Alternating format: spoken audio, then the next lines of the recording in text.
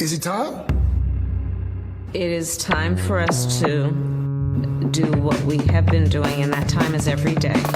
We'll know in a very short period of time, but it looks like it could be something that will be not good. Believe me, not good. I see issue with that. And again, hey. You're not going to be able to insult your way to the presidency. That's not going to happen. I don't know who created Pokemon Go, but I'm trying to figure out how we get them to have Pokemon go to the polls. I'm Ted Cruz, and my pronoun is kiss my ass. So when you think about it, there is great significance to the passage of time in terms of what we need to do to lay these wires, what we need to do to create these jobs.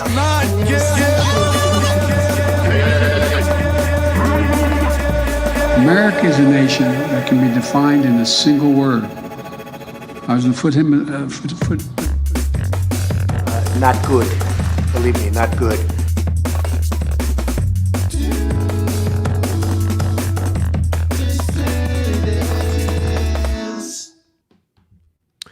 Hello, dissidents. Welcome, one and all, to a special Christmas Eve matinee edition of the Do Dissidents podcast. My name is Keaton Weiss, here, of course, with Russell Dobular. I just want to offer my apologies to all of our Christian friends for killing your God. Yeah, as my friend said back in high school, it seemed like a good idea at the time. It did. Yeah. But, it didn't work out. Yeah, I mean, could have been worse, I suppose. Yeah, we left it to the Romans at least. Yeah, exactly. The Romans have to carry that. That's our story. We're sticking to it. Indeed. That's yes. But that's more of an Easter argument, not a Christmas argument. It is. I mean, I suppose right now we should focus on the good times with Jesus.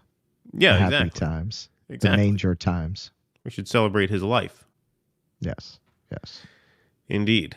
So we hope you guys are all on your way to a good Christmas. We wanted to do this early today because we know Christmas Eve at nighttime, a lot of you guys got stuff going on. But then even during the daytime, a lot of you guys got stuff going on. It's a very hectic day, Christmas Eve. You're running around doing last-minute stuff. If you're hosting, you got to get everything together that you forgot. If there's a thing you forgot to get somebody, you got to run out and get it. We had that happen. Our neighbors were very nice. They got, the kids some gifts, and, they left them at our door. So that was very nice of them. But, of course, that created another thing for me to have to do, because then now I have to go get them something, right? Because otherwise it's weird. So, Christmas Eve is all about that, right? Those last-minute curveballs that you never saw coming. I did that yesterday. I got the dollar store gift wrap today. Yeah. That's the nice thing about having a dollar store nearby. Oh, I was in getting a gift. I was in Barnes & Noble yesterday, and the fucking gift wrap they were selling there, $10 for gift wrap. Wow. So they were actually charging for the gift wrap now. In Barnes & Noble? Yeah. I'm not sure if you can get it wrapped at the counter, but they had gift wrap that they were selling. They were selling rolls of gift wrap. Rolls of gift wrap. The rolls of gift wrap for $10. I was like, dude, I'm going to buy that at the dollar store in Harlem. And I did. $2. Of course. $2, which is what it should be. It's fucking gift wrap. Jesus Christ. You going to hit that?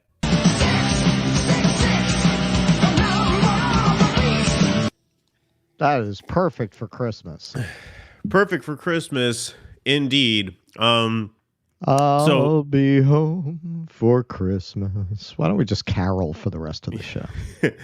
Well, Barnes & Noble used to gift wrap for free. They used to do gift wrap for free back when I worked there. So that's an option too. But if you got other stuff to wrap, you gotta buy it. And that stuff can all add up. Yeah, I did not see anybody getting anything gift wrapped, so I don't know if they were even offering that as an option. This was the Union Square Barnes & Noble right off the Christmas market. It was very convenient. I was able to buy all my gifts very close together. Beautiful. Well, we have 710 strong in the YouTube chat, 243 strong in the Rumble chat. We already got a Rumble rant from Winnetou Livre. Keaton, Russ, and Jake happiest of holidays to you and yours. Thank you. Jake is not with us today because it's the day stream. I wasn't going to ask him to interrupt his Christmas Eve for us, but it is just me, but I will be fielding these to the best I can. So thank you for all our Rumble ranters. It's Christmas Eve. Exactly. Yeah. I mean, I can't. I wasn't going to Bob Cratchit that motherfucker. Yeah. No. Indeed.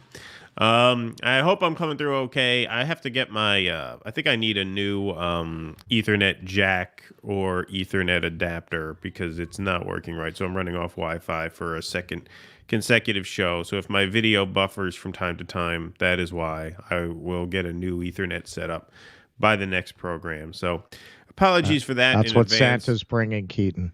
Yes, a new Ethernet adapter. I hope it's the adapter and not the jack, because the jack is a hardware problem with the computer, and that will be a pain to have to fix. So our German friends will appreciate this. So this started a few years ago in New York.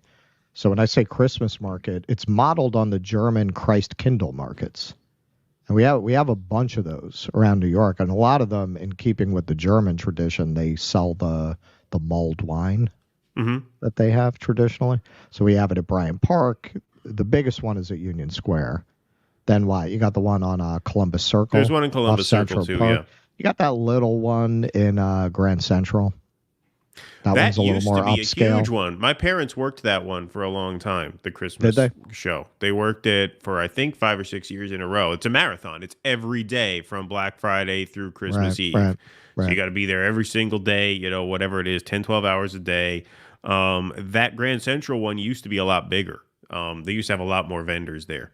All of that shit has gone really downhill. I mean, it's insane. We applied back when I did craft shows. We applied for the Union Square Holiday Market. It's very competitive to get in. We didn't get in. And it's probably a blessing. A lot of people I talk to don't do very well there. It's like $20,000 rent there. That doesn't surprise me. Yeah, so you got to move a hell of a lot of product to make that worthwhile. Well, you know what? When I went to India, and my guide almost had a heart attack when I saw this, because I saw a lot of things that they sell in the holiday markets here for like $50, $60, that you can get for like $3 in India. All of these statues of Buddha, and, brass, and man, I mean, you get those for $3. They sell them over here at the Christmas markets for $40, $50 for these things. The leather-bound books, like I got you. Those things, I've seen those in Christmas markets, like $50, $60 for that. Over there, it's like $5, $6. Yeah. No, it's a huge difference for sure. We got some material that we want to get to today. So we're going to start right now. If you guys are going to be hanging out with any relatives over Christmas Eve or Christmas or over the holidays, I know when I go to some family gatherings, there's a couple people who I run into who are Morning Joe fans. So perhaps they've seen this first clip that we're going to feature. But here's Max Boot. For those of you guys who forgot who Max Boot is, which I assume is most of you guys, he was one of the OG Never Trump Republicans. He went as far as to sort of exit the Republican Party, disown the party entirely, the sort of politically homeless conservative. But here he is when asked how Biden is handling the lack of support within his own party over his handling of the Israel-Gaza war. So here's some love, some words of support from exiled Republican Max Boot. Visions within the United States about what to do on Hamas and Israel, on the considerable support we've seen among progressives for Palestinians in Gaza. I think a surprise to some political figures in the United States. Are there calibrations, are there changes or adjustments the Biden administration ought to be making because of what they see happening with American public opinion? I think what President Biden is doing is basically the right thing, and I think it's very politically courageous, and I don't think he gets enough credit for it, which is basically he is going against the base of the Democratic Party, which is increasingly critical of Israel. There was a recent poll that showed only 18% of Democrats think that what Israel is doing is the right thing right now. But, President Biden, Joe Biden, is a very instinctive pro-Israel, pro-Zionist kind of guy, and he understands the horror that Israel suffered on 10/7, and so he's backing Israel's right to defend itself all at the Okay, so here you have a guy who might find himself a good home in the Democratic Party, because what do they always say? They always say the Republicans fear their base, the Democrats hate their base, right? The Democrats look down on their base. They have contempt for their base. And so in the Democratic Party, when you defy 82% of your own voters, which is what he just said there, because he says only 18% of Democrats have a favorable view of Israel at the moment. When you defy most of the party, you actually get points for that in Democratic circles. The media actually loves when you stick it in the eye of the base. And, you know, Russell, you talk about your lib days, so I don't know if this is true for you, but I imagine that this kind of narrative gets very easily absorbed by people who watch MSNBC, right? And even the people who may be critical of Israel, they'll say, well, you know, he's right. He does deserve credit for sticking true to his principles. You know, we got a lot of young, idealistic people in the party who want everything their way, but no. You have to hold the line and stand either for principle or, in this case, for defense contractors and for our aircraft carrier in the region, right? But there's always an excuse, what you have to do, right? What you have to do to satisfy some other imperative, whether it's, you know, donors or foreign interests or electability, right? Or in this case, it's hurting that. But there's always some other decision that you have to weigh against the actual, will of your own voters. And so maybe he should register as a Democrat now. This is the way all their strategists talk behind closed doors. I have got to say, and this is some of what I was talking about last night on Generational Change. There's no equivalent to the things that have happened over the last few years from the days when I was a lib. That's why I'm not one anymore. Right? Mm-hmm. Like the red pill moment came with the Sanders campaign. Things like this, where you have 82% of the Democrats are against something, and you got the president just continuing to pile on. There was never anything like that, because you never had that level of disagreement from the people who vote. Like, I can't remember anything that had 82% disapproval from Democrats that the establishment wanted. Right. That's why you're getting supported such weird alliances and enmities around Israel. You're getting people you would never have expected to take the right position. You're getting people that you expected to be better turning out to be rabid Zionists. That's part of why the reaction has been so unpredictable. You can't compare this to anything that happened when I was a registered, vote blue no matter who, enthusiastic Democrat. There was never anything like this. As soon as we got something that was very red pilly, I was out. And now even the people who are still in, this is another red pill. That was what my article was about. This is another level of how much cognitive dissonance can you lay on people before they just can't do it anymore.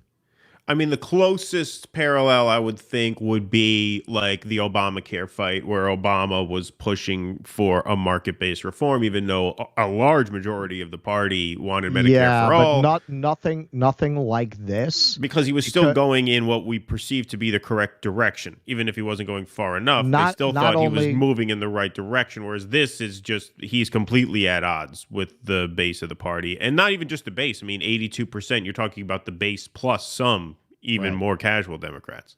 Yeah, not only the base, not only moving in the right direction, that all fit neatly within the mythology of why you would still support the Democrats. The Democrats want to do socialism.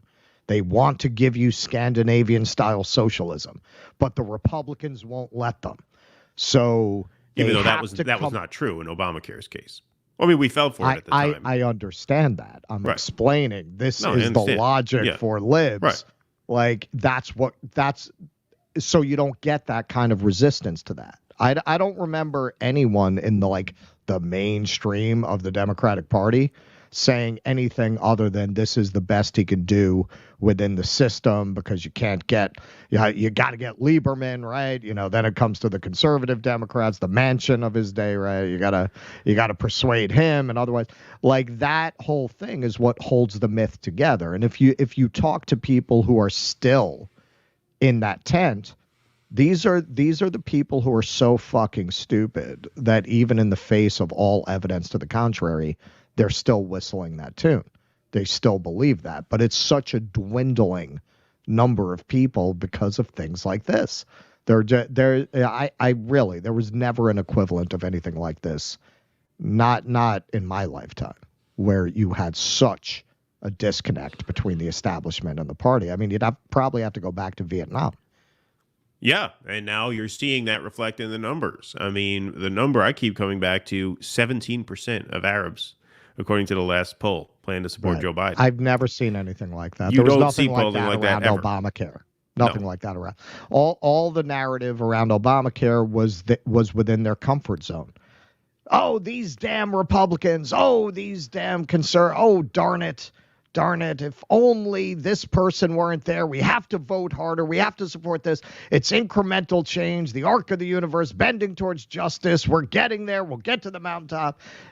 Emerging Democratic majority, and then we'll get universal health care. All that shit fit within the narrative of the way that played out. This, there's no, you can't blame the Republicans. The president has uniquely unlimited power when it comes to the military. Yeah, this is an executive branch decision. Yep. It's an executive branch decision, so you can't say, oh, the Republicans are making them do it. You have to own it. And how do you do that? And that's why you have so many people you would never expect who are at odds with Biden on this. Indeed. All right, let's take some super chats, and then we got our Marianne segment up next, which, Russell, you're going to QB that one, so you can just find that slideshow. Should be accessible for you. Pardon me. Hobbs45, thanks for the $11. I hope that homeless people will keep in mind that right now, as we speak, someone is playing 5D chess. Yes. Good call, Hobbs45. Pat Donahue, thanks for the €10. Merry Christmas, lads. Thank you. So close to the Vanguard sub numbers. Childish, but I look forward to you surpassing them. Yeah, people who have been with us for a while, as you, Patrick. I could see how you'd be monitoring that. Free Gaza, the north of Ireland, and the working class all over the world in 2024. Yeah, this is going to be one hell of a year. That's for sure. Yeah, shaping up to be one hell of a year. I'm expecting Godzilla. Merry Christmas, Keaton and Russell. Thank you, China Shill. Appreciate that. China Shill. Abiding. Thank you for the 99-cent super sticker, my friend.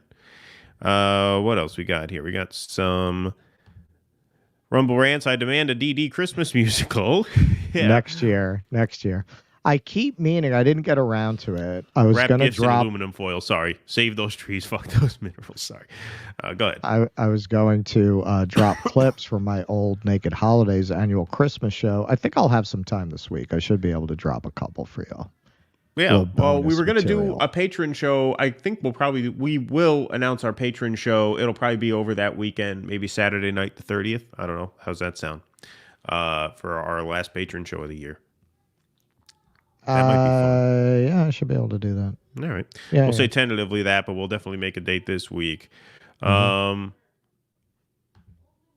Shill, I think you're a bit hard on Brie, Rush. She's not Crystal. She's I thought I was over this. I'm coughing constantly.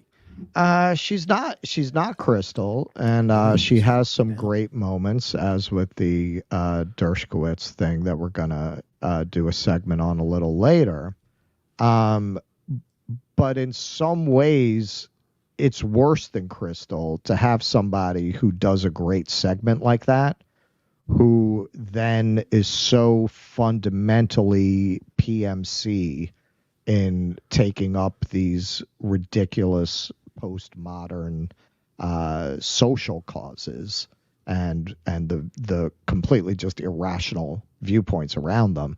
I think that hurts us as the left to have people representing parts of our point of view that are popular and that makes sense, and then turning around and comparing, the trans woman and a biological woman to the difference between two shades of paper, which is really comparing it to race. And, especially you're this Harvard lawyer and you don't understand that those things are not comparable. I think when someone like that is out there representing the left, it makes us all look ridiculous. We're better off not having somebody like that, in my opinion. And on top of it, the martyr syndrome, I just can't take it. You're fucking rich. You have a lot of cultural capital. You have a lot of social status. You got a degree from Harvard. Oh, when I take a position, people are mean to me online. Shut the fuck up. So those are my issues with her. In some ways, she's worse than Crystal because she takes very good positions and she takes them very well. And then she pairs it with the kind of stuff that loses the left a lot of support. And then they think that's who we are. Where's Scale? DD will surpass the Vandalist boys pretty soon. Best holiday gift of all. Happy holidays to all but Zionists. Thank you, Rodrigo. Also, DD surpassing Vanguard's best news this year. I mean, look, we've already surpassed them where it counts, which is view count. I mean, that's what it's all about. But I'm glad you guys are having some fun with that. Thank you very much. Great work, fellas. Thanks, Sparky. Appreciate you. Thank you. All right, we will take some more of these in a few moments, but let's go to segment number 2. Russell, go ahead. All right. So we always want to be fair. And you all know there's no love lost between ourselves and the Marianne campaign. She particularly did not appreciate our karaoke interpretation of, "Hey, Marianne, what's your game now? Can anybody play?" She was really, reports are she was quite enraged by that. But hey, fair is fair. Fair is fair. The Democratic Party is fucking her over. Surprise. So Marianne is crying foul about the ballot access in Massachusetts. Massachusetts is the latest state to just decide, hey, nobody else is running. So Marianne Williamson is crying foul after the Massachusetts Democratic Party submitted only President Joe Biden's name for the state Super Tuesday presidential primary ballot. Dem Chair Steve Kerrigan's misplaced attempt at protecting Joe Biden robs Massachusetts Democrats of their voice and choice in the upcoming election. Williamson, the long-shot Democratic presidential candidate, wrote in a post on X, formerly known as Twitter. They always have to do this Prince thing with it. Can't they just say X? Yeah. The artist formerly known as Twitter. On Wednesday, this action is a flagrant violation of DNC rules and process. Massachusetts Democrats are the latest in a string of state parties to leave the president's challengers off their lists of candidates for the primary ballot in what Biden's rivals have decried as incumbent protection that disenfranchises voters. But there are two other... God. I know. Who'd have seen that coming? But there are two other ways to get on the primary ballot in Massachusetts. Candidates can submit 2,500 nominating signatures to local elections officials by Friday, or the Secretary of State can add candidates who have been, quote, recognized by the national media if their party doesn't put their name forward. See, Keaton, I told you we should have run as Devo. We could have been recognized by the national media, and we might have gotten on the ballot. Bill Gavin, the Secretary of State, hasn't made a determination about who would qualify for the ballot as a nationally recognized candidate at this time, unquote, because the signature deadline has yet to pass, a spokesperson said. Both Williamson and Representative Dean Phillips, or should I say friend of show Dean Phillips, have pulled nomination papers according to Galvin's office for now, before he gets in a room with Keaton. A representative for Williamson's campaign, granted anonymity to discuss campaign strategy, said, my God, don't leave us alone with her. Please help me. It doesn't say that. Stop her before she throws another stapler. Said the campaign does not plan to submit the necessary signatures by Friday and is instead relying on Galvin to add her to the ballot.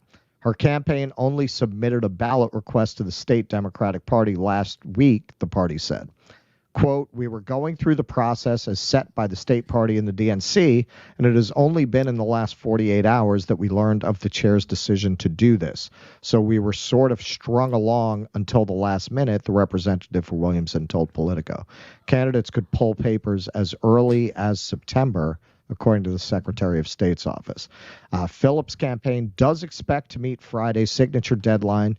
Katie Dolan, a spokesperson for the Minnesota congressman who is challenging being left off the ballot in Florida, North Carolina, and Tennessee, said in a statement that, quote, we are frustrated that yet another state Democratic Party is choosing to give in to the culture of coronation over competition. We will once again be pursuing all available avenues to get on the ballot. Unquote. Submitting only the incumbent's name for the presidential primary is not unusual in Massachusetts. The Massachusetts GOP put forward only then President Donald Trump's name in 2020, even though the state's former governor Bill Weld was among his challengers. Galvin later placed Weld on the ballot. Okay, so I don't know what part of we are a private organization that could pick the candidates in a back room smoking cigars like they used to in the old days. All these people who decided to run in a Democratic primary did not understand. Did you see how they handled primaries when it was open, when there was no incumbent? What on earth did you expect? I can understand, and I hope that her abused staff who claimed that she was on a book tour were right, because otherwise this means she's delusional at a completely different level, where she actually thought she was running in a legitimate Democratic primary. I could see it as a book tour, but what did you actually think that there was going to be some honoring of some democratic process here? Dean Phillips, I don't know enough about him, but same question. They literally went into court and said the game is rigged and we have a right to rig it. What the fuck are you thinking, even being involved in their primary process? Of course they're going to rig it against you. If you weren't to actually, as happened with Bernie, if by some chance, this would never happen, but if by some chance you actually got close to winning, they'd sabotage you. Just like they did to Sanders. Like, what part of that were you not paying attention to? Yeah, I mean, the Marianne campaign was always going to end this way. And which is why we and guys like Nick and CJ over at RBN, caution people not to get invested, because this was just going to be a money pit and a time suck. I feel like a lot of her supporters are very young, like Gen Z, who were probably 13 or 14 during that first Bernie campaign, which means they just don't remember how it went. So they may have come into this and TikTok, right? They may have been going into this thinking that, yeah, this is going to be an uphill battle, but it's a battle. No, there was no battle. There was never any battle. They just told you there. First, Florida canceled the primary. Then now Massachusetts takes them off the ballot. North Carolina and Tennessee decide they're not even really going to have any sort of contest at all. Now, in Dean Phillips' case, of course, that is a no-shot candidacy. In his case, it may be a final sort of fuck you to the party, because he's not seeking another term in Congress. Like, he's out after this. So this may have just been him going out in style, challenging Joe Biden, figure he's got nothing else to lose. Like, he's not going to try to maintain a relationship. Got to the other side of the bridge and decided to torch it. Exactly, because, he's not going to be able to maintain any kind of relationship with any of his peers in Congress anyway now. Like, once you do a thing like this, that's it. You're out of the club at that point. You may as well quit. That's why, someone like Marianne, as much as it's a total fucking waste of time, she could do it because she's not in Congress. She's an author. She's a self-help person. RFK, same thing. He's not there. He doesn't have to coexist with the people who he's poking in the eye just by running. Once you cross them like that, you're out. And so after this, I would imagine, Dean Phillips' campaign probably suspends after New Hampshire would be my guess. Maybe they stick until Super Tuesday for what? I don't know. I don't know what ballots they're on. This was always going to end this way. We always knew this was going to end this way. And, a year later, now she's saying, well, turns out this whole process is rigged. And now you are back. If you were a Marianne person, I mean, Marianne has very, very small base of support. compared to the two Sanders campaigns, obviously. But, you know, she's polling at 10 to 13%. I think most of those people in that campaign know that she's not going to win. It's not the same. It doesn't sting as hard because with the Sanders campaign, we actually felt we had a chance. I think most Marianne supporters understand she has no chance. But the ones who were really, devoted to it, the ones who are really committed to it, the ones who really took Kyle Kulinski's word and said, we have a real opportunity here, everybody, they're going to be spending 2024 just the way we all spent 2016 and 2020. Oh, we got screwed. What do we do now? Do we suck it up and vote Democrat anyway? Do we not vote at all? Do we vote Green? Do we do blah, blah, blah? That was just a place that I wasn't going to go again.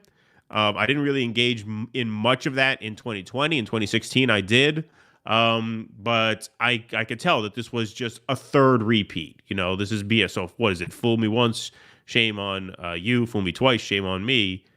There's no. It doesn't even get to a third point because how deluded do you have to be to go back there a third time? Well, you have to be deluded enough to support Marianne Williamson. And this is why we reacted strongly to a lot of the left pundits who were veterans of both Bernie campaigns. We're not talking about 19-year-old kids who don't know any better. You're talking about people who are veterans of those two Sanders campaigns, steering people down this road again. That's why we had a very strong response to that. Yeah, we should really, when she drops out and endorses Joe Biden, we should really drop a super cuts of Crystal and Kyle. Oh, I would never have thought the Washington Post would be reporting this early. Oh, Marianne has an opening. Just all that fucking nonsense they told people. I haven't watched their shit in a long time, but given that none of it has come across our desk, I'm assuming somebody close to them must have conveyed. So listen, doing these videos talking politics while giving each other soapy hand jobs, it's not a good look. So stop doing that, because I haven't seen one of these videos where they're like, making out and talking about the polls in a very long time. The videos are they still dropping those from the couches? No, I don't think so. I don't think so. All right, Red Scary, thanks for the $10. Appreciate that. No Xmas for this solo gal, just metaphorically up to my eyeballs in weed that my lovely bosses in the industry gifted the workers with.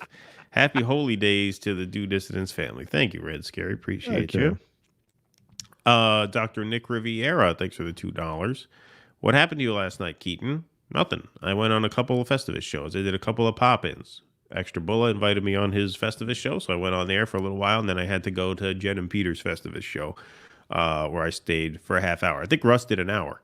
I did an hour. Yeah, India was fun. That was nice meeting her. Yeah, it was cool. Yeah, India Walton, she was a lot of fun. I got to tell her, I said, your tender-dicked white man line is one of my favorite lines that any politician has ever said. There was a guy, she got in trouble for that. That was in 2020. That was during the George Floyd protest. Because I think she ran for mayor in 2021. And then they dug up some line where like a white conservative politician had a problem with the tone and tenor of the George Floyd protest. And she said, well, that's because you're a tender-dicked white man. That's gonna work. That's a good segue into our next segment. It's such a great comeback. It's such a great comeback, and it's something that like you would not see that coming if you're a politician making a point in a certain forum. That would hit you like a ton of bricks right in the face. It's just so funny, so good. That line has stuck with me for years. Getting her perspective on Buffalo was interesting. I mean, I guess that's what I heard from people, because all these theaters are closing, and you got like 7 professional class theaters in this fucking town with no people in it. And she said the same thing that people told me, that people were coming in from the surrounding areas. People come from Toronto. I mean, I guess it's true. I trust her as a source. It's just amazing to me, because it's not just happening in New York. It's all over the country. You're blurry. Your camera's blurry. Oh, it's the light. Hold on. Come on. Yeah, that's better. There, and now I'll turn it back on, and now I gotta adjust. Sorry. There we go. That's because this new ring light's a little brighter, so it's a little bit more of an adjustment. All right, there I go. Perfect. Shinabilly, thanks for the $5. Brie doubled down on voting for Marianne in her most recent bad faith video. It's funny. You're fucking kidding me. Even after the Israel stuff. All right, so there's your answer. What are my heart on Brie? No. Cool Blue 71, thanks for the $1.99. The recent polls are an early Christmas present. Yes, thank you, Cool Blue. Appreciate that.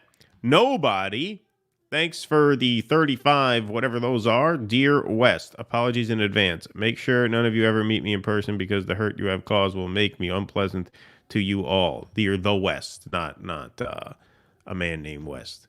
I understand. Thank you. Sparky, thanks for the $5. Apparently, there's a major schism in the establishment, which the Palestine issue has brought to light. It must make sense behind the scenes. Thank you, Sparky. And let's get a cowbell for Louise Brooks. Appreciate you both. Damn. Please put this in the UK plane ticket fund. Free Assange. Thank you, Louise. Appreciate that. That's a lovely donation. While we're paused here, I just do want to make an announcement. We have a title and a release date for our Jose Vega documentary. God damn it. Come on. Now it's green, blue, purple. See, this is like a multicolored ring light. It's giving me all kinds of shit today. Look, man, I'd be lying if it wasn't nice to see you having the technical problems for a change. I think this is the first afternoon show I've done with this new ring light. So maybe the sunlight with the light, maybe it's just too washed out. Anyway, whatever. If it gives me a problem, I'll just turn it off. But we do have a title and release date for the Jose Vega documentary. We're very excited to announce that. So we thought it would be fun to call the movie Ruckus, based on AOC's Bring the Ruckus line. So Ruckus, the making of a revolutionary is what I have titled that documentary. And it's going to be about an hour long as the final cut sort of comes together, maybe a little over. But we will be premiering that right here on the YouTube channel on January 28th. That's our Sunday night stream. Those are our best attended streams Sunday nights. Those are our main shows. Well, not our main shows, but our most established time slot. And so we'll be premiering that on January 28th at 7 p.m. right here on YouTube, and Jose will be joining us for a talk back afterwards. So that will be quite a lot of fun. We are looking forward to that. I thought that would be a nice Christmas announcement. January 28th. Oh, all right. Sunday nights, all right. 7 p.m. So I will be in NOLA. Mm-hmm. I'll be doing it from NOLA. All right, so people say they can't hear the cowbell. Did you hear the cowbell? Yeah, I mean, it's faint, but it's there. All right, what if I do it here? That's a little better. Yeah, if you do it right in the bell. Right in front of it. Yeah, right in front of the mic. There you go. You got more cowbell. More cowbell. There you go. More cowbell. George H. Thomas, thanks for the $5. Merry Christmas, gents. Music recommendation, Tank by the Seatbelts. It's the opening theme of a popular anime and a banging tune. Well, thank you. You know what I started watching? Blue-Eyed Samurai. It's pretty good. That's a new anime that dropped on Netflix. It's getting some good buzz. Interesting. Crystal Ball did a great very recently what was Total Establishment sellout stooge. Crystal Ball did a great very recently. Brie never completely sold out to the establishment. No, that's true. Crystal did a good monologue. I've heard. I didn't watch it, but she did a good monologue about the thing that we were talking about the other day, which is all of the times that the Palestinians were supposedly offered a state. She went through the timeline of that. Oh, did she? Yeah. From what I've heard, word on the street is that was pretty good. I didn't watch it because it was 11 minutes. I don't have 11 minutes nowadays. Yeah, I mean, Crystal, what was it we did recently that she did really well? The RFK thing. It was the RFK, right? Yeah. So, she has moments. Yeah, she's a pro. All right, let's go to segment number 3. Go ahead. All right. So, as we've said a few times, it feels like the culture outrage industry from the right is running out of materials. Because this is my theory. After Bud Light and Target, they're scared.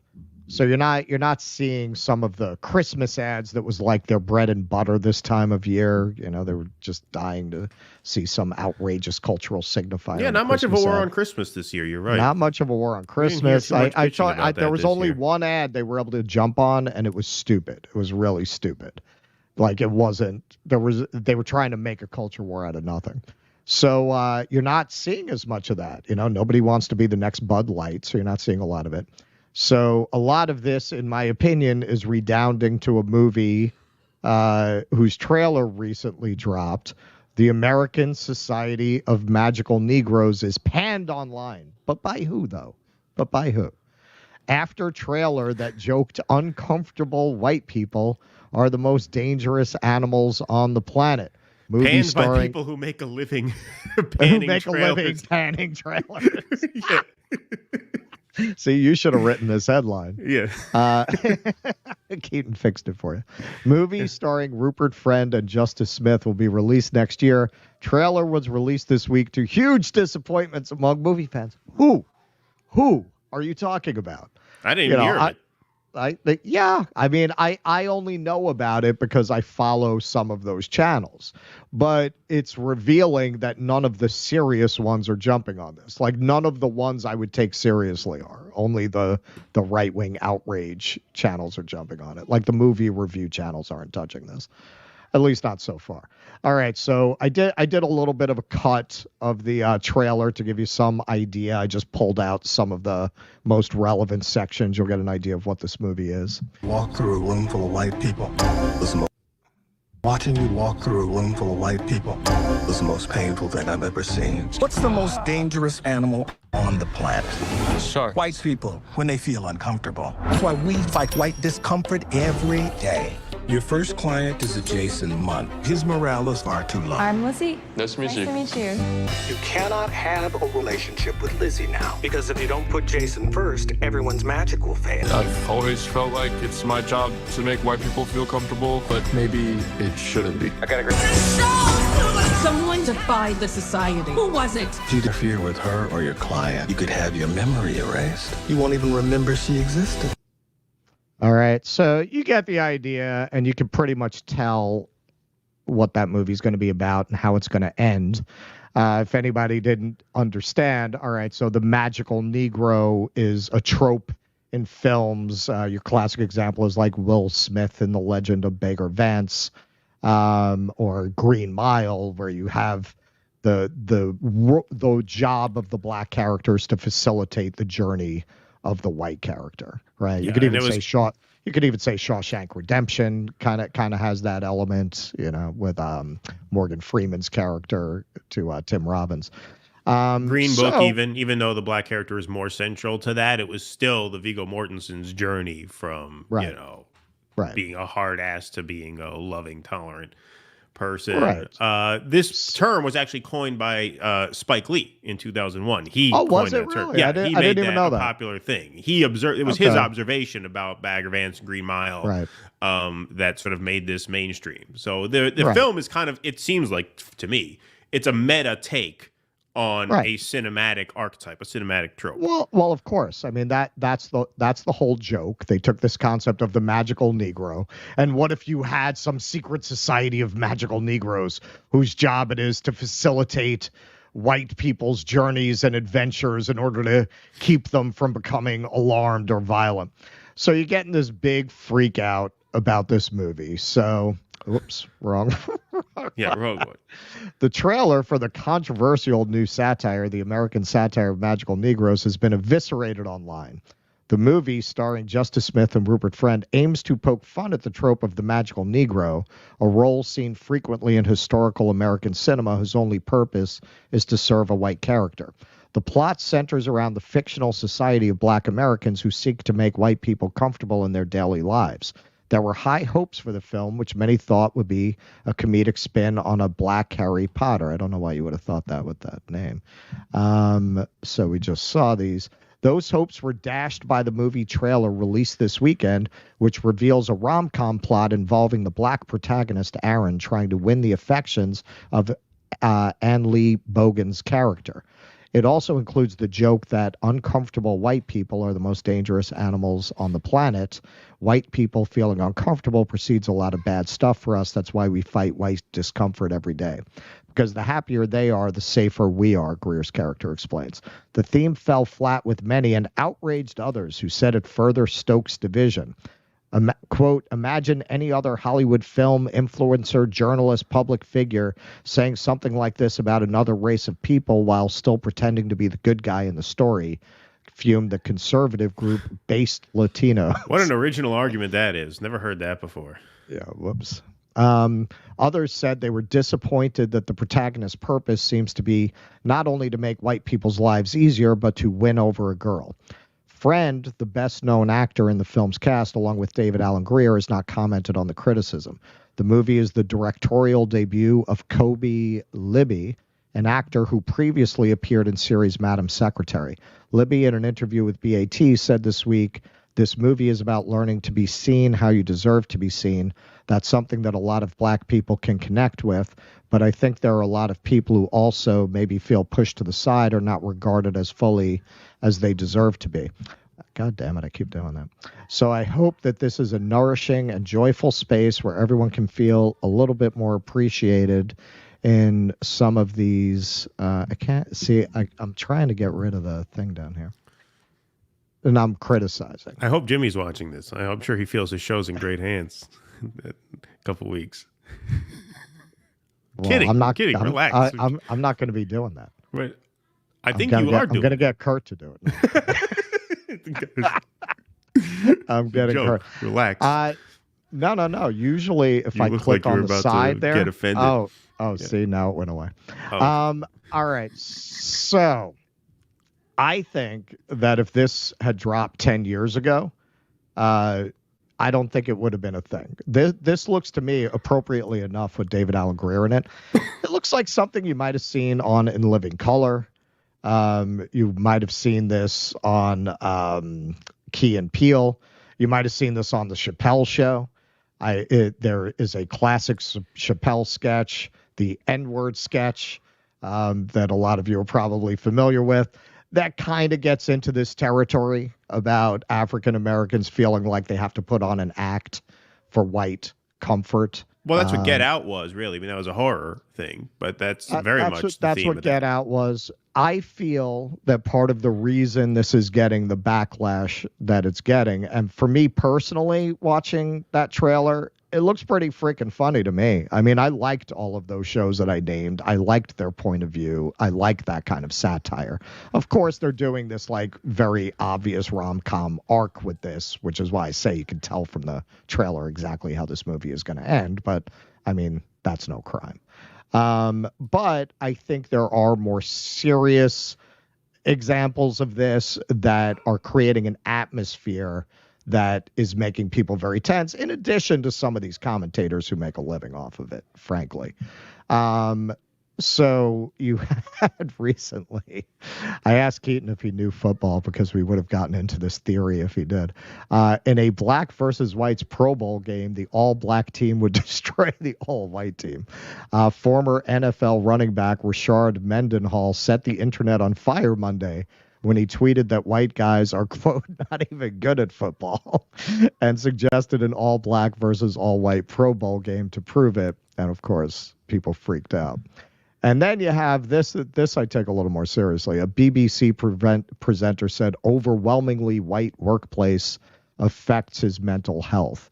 So you've got that stuff going on out in the environment, and I think that's why a lot of people, in addition to the commentators who make a living off ginning up outrage, that is why you'd get such a backlash, because these culture wars are ginned up so high. So I think you've got two separate things going on here. I mean, on the one hand, I think what that BBC presenter said is nuts, and I think that's divisive, and I think it's an example of how a lot of these ideas are used to create division between people so that they don't unite in a class war, as we've discussed a lot. But at the same time, you look at a movie like this, and okay, so even if you don't like it, it's kind of like the outrage around Barbie. Like, what part of this isn't for you do you not get? Like, does everything have to be for you? Does everything have to be addressed at you? Like, right. Do you think that this doesn't make sense for people who have had this horrific history, both in this country and in the Western world generally? They don't have a right to present their point of view and sense of humor about it. I will also say, if you are a lover of the arts, you should love the fact that more voices and more groups and more perspectives are being platformed, because if you love the arts, yeah, man, that white perspective is getting kind of old. When I went to see Sorry to Bother You, as somebody who always loved these kind of surreal comedies, these Terry Gilliam kind of comedies, it was great because it breathed fresh air into something you really can't do anything more with than what's already been done from that point of view. It brought a fresh perspective to that style and or Get Out. When I saw Get Out, I rejoiced because it breathes fresh life into these genres that are very tired and very old now. So this is just an example. And finally, a movie premised on a joke about black people having to make white people comfortable. Maybe if you're a white person, don't freak out about that joke if you don't want to make the point of the movie for the movie. Yeah, right. Okay? Exactly, yeah. Like you're kind of making the point by getting upset about this trailer. So that's my 2 cents. No, man, imagine if Tyler Perry were still doing the Medea movies, you know? Imagine Matt Walsh with this black male, you know, cross-dressing as a black matriarch, you know what I mean? But, you know, those movies are created for mostly black audiences, you know? And so a guy like Matt Walsh will complain, you know, and there's a black Little Mermaid. He'll say, well, why can't you just do your own stories? Well, then they do their own stories. Well, why are you doing this story? Why are you doing this story? You know, exactly. Like, you just can't win, right? Because it's a racket. It's a hustle in that way. I think a lot of the tenor around like race and even around like immigration has a lot to do with the fact that white people feel the squeeze now more than ever. I think the economic degradation of the country has really lit a fire under a lot of those existing resentments. Now, the libs would blame that on Trump. And what I would say is, well, no, Trump actually saw this growing resentment, right? When Obama was elected, everybody thought he was going to make the country better. Instead, the country got worse. I've noticed in the limited, you know, political conversations I've had in large groups, because back in like the early 2000s, I used to, you know, get around a little more. You know, I would talk to more people, more big dinners, more political conversations. And you always had, you know, that sort of grievance of the middle class conservative who pays too much in taxes for, you know, minority groups who are mooching off the system. You know, that was always there. Not like it was Trump and post-Trump. And that's not because of Trump. That's because times got worse. Like when I got into it about the caravan, I remember I was at some family dinner. One guy starts going off, "You're not afraid of the caravan?" I said, no, not really. And their voice shakes when they talk about how immigrants get special treatment that they're not. And that's not because I don't think people got more hateful towards immigrants. I think it's because people felt more insecure in their own lives. Because of dwindling savings, depressed wages, and things like that. So that really lights a fire under a lot of these issues in ways like, in the 90s and early 2000s, before the 2008 crash, people felt like they were doing well enough where, like, they would express that shit, but it did not have the vitriol underneath it that it has now. And like I said, I don't think Trump caused that. I think Trump seized upon that. I think Trump recognized that and rode that into power. And I think that is a big part of like why these culture wars rage on now, because now white people don't want to hear that they're privileged because they misunderstand what white privilege means as a concept. They think it means no white person ever struggles, which is not what it means. It just means that white people can take certain things for granted that black people can't. Jesse Ventura told this amazing story. He's driving a car, gets in a car with a black friend of his in Minneapolis. As soon as his black friend gets in the car, he takes his wallet out. He puts his license on this side of the dash, registration on this side of the dash. And Jesse asks, "What are you doing that for?" He says, "Well, this way, if I get pulled over, I don't have to reach in my pockets when the cop asks me for my documents. I could just point them right there." And he's like, I would have never thought. Like, what white person in a million years would think to do that? So that's all white privilege means. But people take it to mean that it's some overall statement about how no white person ever has a hard time in their lives. And when they process it that way, they react very, very negatively, because most people in this country, including most white people, don't have a spare $400 if the car breaks down or needs a brake job or whatever. And so they react very, very strongly to being told that they have it easier than somebody else. And I think that feeds into this too. But the movie, I mean, it's a funny idea. I don't know if it can sustain a 90-minute runtime. It might have been better suited for an SNL sketch, but it's a good idea. I dig it. Yeah, no, that looks like one of those classic In Living Color sketches. It really does. Like that looks like something they might have done, or the Chappelle Show or Key and Peele. Like you would have seen it on any of them. Yeah, it might get a little drawn out over the course of an entire movie. Although when you look at some of how they deal with the concept, it looks pretty fucking funny to me. Like I'll go see it. and I'll probably review it when it comes out. Yeah. I like that type of social satire based comedy enough to actually see it. I think you're right. I think that is a lot of it. I think there's two things going on here. I think you've got an element of the way that concepts of anti-racism have been used to keep us at each other's throats. And you have the commentators who capitalize on that and make a lot of money off that, who I think are ginning up the outrage about a trailer that, frankly, most people wouldn't have noticed even if they hadn't done that. Sorry, go ahead. But you also have the element of, hey, man, get over yourself. Like, at worst, this isn't for you. At worst, right? And really, I mean, break into your bank account and get a sense of humor. Like that's absurd to take it that in that way. And also, you have to be pretty ignorant of the society and the world that we live in to not understand why that would be funny to people from that community who clearly are the main target of the film, target audience of the film. Right. One of the things that Tucker said was that he noticed that a lot of this divisive culture war stuff started becoming mainstreamed after Occupy Wall Street. And he contended that it was a response to Occupy Wall Street, because once the establishment saw that class unity was brewing, they sort of found a way, as a sort of informal or formal, perhaps, psyop of sorts, to start injecting a lot of this culture war stuff. I don't know. I had never thought of that. I had never realized that. But there's an interesting theory. And the fact that Tucker thought of that, hardly a communist himself, is kind of interesting. Well, and there's another element. I just finished Catherine Liu's book because of Jimmy's interview with her, and it was great. And, she really gets into how, I'll say this much, like, these are high-quality problems. Is this rooted in the PMC conversation about race, in which racism is all about manners and propriety and glass ceilings?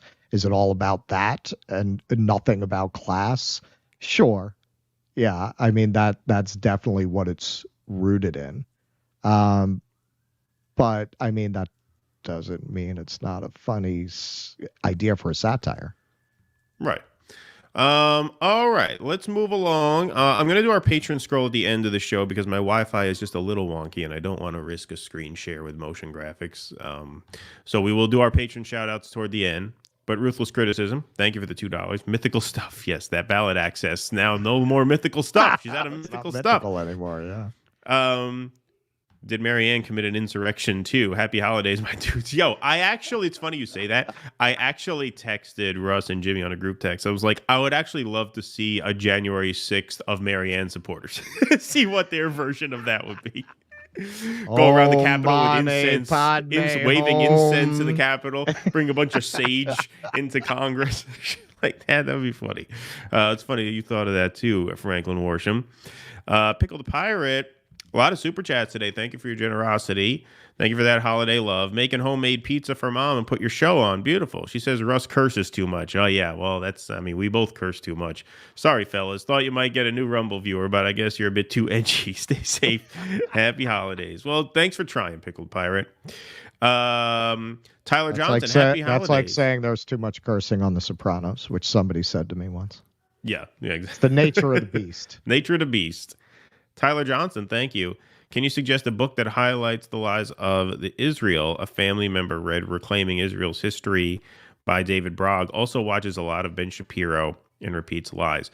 I think Norm's, I don't know if this was his first book about this, but it was Israel-Palestine Images and Reality. That's really good. I mean, that is, as you could see from the title, that is all about the perception of the conflict versus the reality of the conflict. And that's available on Kindle. So look up Norman Finkelstein. I believe it's called Images and Reality. Maybe that's wrong.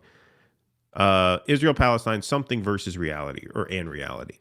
Side note, this is in my queue now. The Israel Lobby, co-written by John Mearsheimer, which is going to get into AIPAC. That is now in my queue. There you go. Sorry, I'm just doing my best to copy and paste these Rumble rants because It is my job Damn you, and mine Jake. alone to do this today. Damn you, Jake. Having a Christmas Eve. Having a Merry Christmas Eve. Eat hot chip and lie. We need to remember that a lot of this information comes from the Israeli government-run Israeli government and so cannot be trusted. Thank you. Meteor Dreams. It's my 33rd birthday. Happy to spend it with you guys. Well, happy birthday, Meteor Dreams. Let's give Meteor Dreams a cowbell for his birthday because we got to give Dave Delarai a cowbell anyway, and he's next. So here you go. Happy birthday, Meteor Dreams. How is that volume? That looked good. Here, keep it because Dave Delarai gave us $50. Oh, Thank shit. you, David. Anyone who is interested should read the Gospels that were thrown out the floor of the Council of Nicaea. Is that how you say that? Nicaea. Thomas, Mary Magdalene, and Judas. The latter was just carrying out God's plan. No crucifixion, no forgiven sins, folks. Chapman University PDF. Well, that's the Gnostic texts, right? Am I wrong about that? Go ahead, give him his ring. Thank you. Thank you, Dave. Merry Christmas and Happy Holidays, says Amin B. Thank you. Here's Extra Bulla, host of one of the Festivus shows last night. Festivus hangovers are the worst. Merry Christmas. Thank you, Extra Bulla. Appreciate that. And I hope you're nursing that. Is it a little creepy to have your birthday that close to Christmas and to have it be the age that Jesus died? Are you worried about surviving Christmas now? That's right. That's right. I have another friend of mine is a Christmas Eve baby also. Jesus is like the Jim Morrison of prophets. Lives fast, dies young. Rumble Rain here. Take it easy on Russell. He still believes all Jews speak with a Brooklyn accent. Your Israeli accent's kind of similar. I mean, it's similar. It's not quite the same. Jews, I could pick up the subtle difference between an Israeli Jew and a New York Jew. I could detect it. It's subtle. Well, I think you might be referring to my Lenny Bruce quote. If you're from New York, you're Jewish, and if you aren't, you're not. Oh, I don't know. I thought it was because of your accents. When I do the Israeli, I do my old landlord. Russell, where is the rent? Yeah. When is the rent coming? Merry Christmas, gents. Happy to see your channel grow. Thank you. P.S. Don't feel pressured to add a fourth stream. Avoid burning out. Focus on quality. Remember that your followers are watching other channels, too. Fuck other channels. Which ones? Yeah, which ones? Do you have names? I want which names. Which other channels? I want to know who else I want to know who's watching. watching another channel. Little fucking pricks. Thank you. Oh, God damn it. God damn it. I'm going to lose the mother vote. I'm going to lose the mother viewers. Yeah, exactly. 2023 was all about positioning ourselves to go full-time, and then 2024 is when we want to go full-time. And we want to be able to do some streams exclusively on Rumble. That was the original idea for the fourth stream. And so we will be doing some of those. That's why it's really important that you guys join our Substack, even if you join for free. I'm going to do a little push right now. DoDissidents.substack.com. If you join our Substack, you get a newsletter announcement whenever we're going to go live and wherever we're going to go live. So in 2024, when we start doing 4 shows a week, some of those are going to be on Rumble exclusively, which means YouTube will be dark, which means if you're subscribed to the YouTube channel, you're not going to know we're live.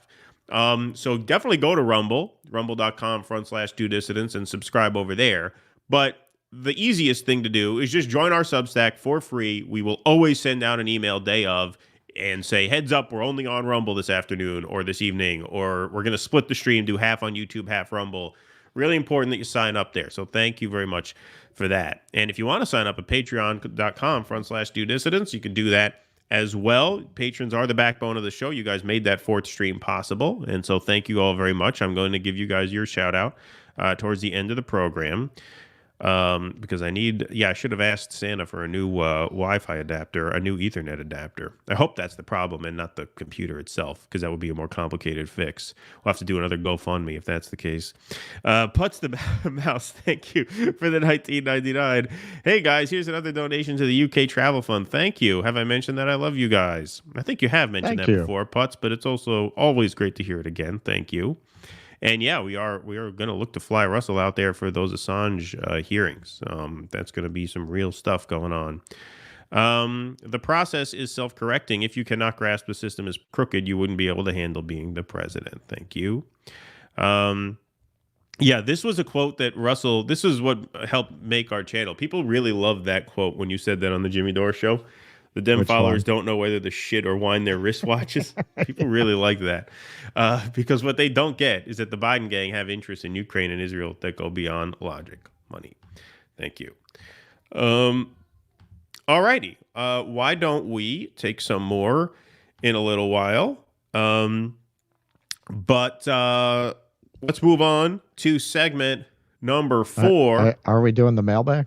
Oh yeah. Yeah. Why don't we do the mailbag now? Okay, so one thing we were going to add as a feature in 2024 is we're going to pick a couple of comments, one that we thought was funny to highlight, and then one that we would like to respond to, either a question or a point or something like that. So every Sunday night, we'll make as part of our Sunday show, we'll open up the Sunday mailbag. And so we're going to feature 2 comments on the show today. One of them, this was the funny one of the week. If you left NYC once in a while, you may be less of asses. I like that one. That was a good one. So that's our funny mailbag comment of the week. This one. Keaton doesn't even live in New York City. No, like, but what are you even talking about? I have the essence of a New Yorker. I know what they mean, for sure. And then this one, Russell, do you want to read this? Because I have to copy and paste some of these. All right. So people who are born rich. So there's a response to our last live stream, which got quite a few responses. We had a discussion about UBI and communism and so on. It stirred up a lot of emotions. That was a bit of a 5-car pileup because UBI and communism are really not the same conversation. They're not the same. Well, we didn't present them as the same we didn't thing. present them, but a lot of the up, comments got a little muddled. It conflated them, yeah. Yeah. I said things about communism. I said things about UBI, and it, got some responses. So people who are born rich don't have to struggle to survive, Russ. Most of them don't need a job, yet a lot of them have no trouble finding a purpose in life or a way to occupy themselves doing something productive. Do you think poorer people are unable to do what rich people can do? Okay, so first of all, yeah, some rich people find a purpose in life. There's also a film I would highly recommend. It's a classic of cinema. It's called One Night in Paris, starring Miss Paris Hilton and her friends. And it features both Ms. Hilton having a lot of sex with a rather well-endowed gentleman.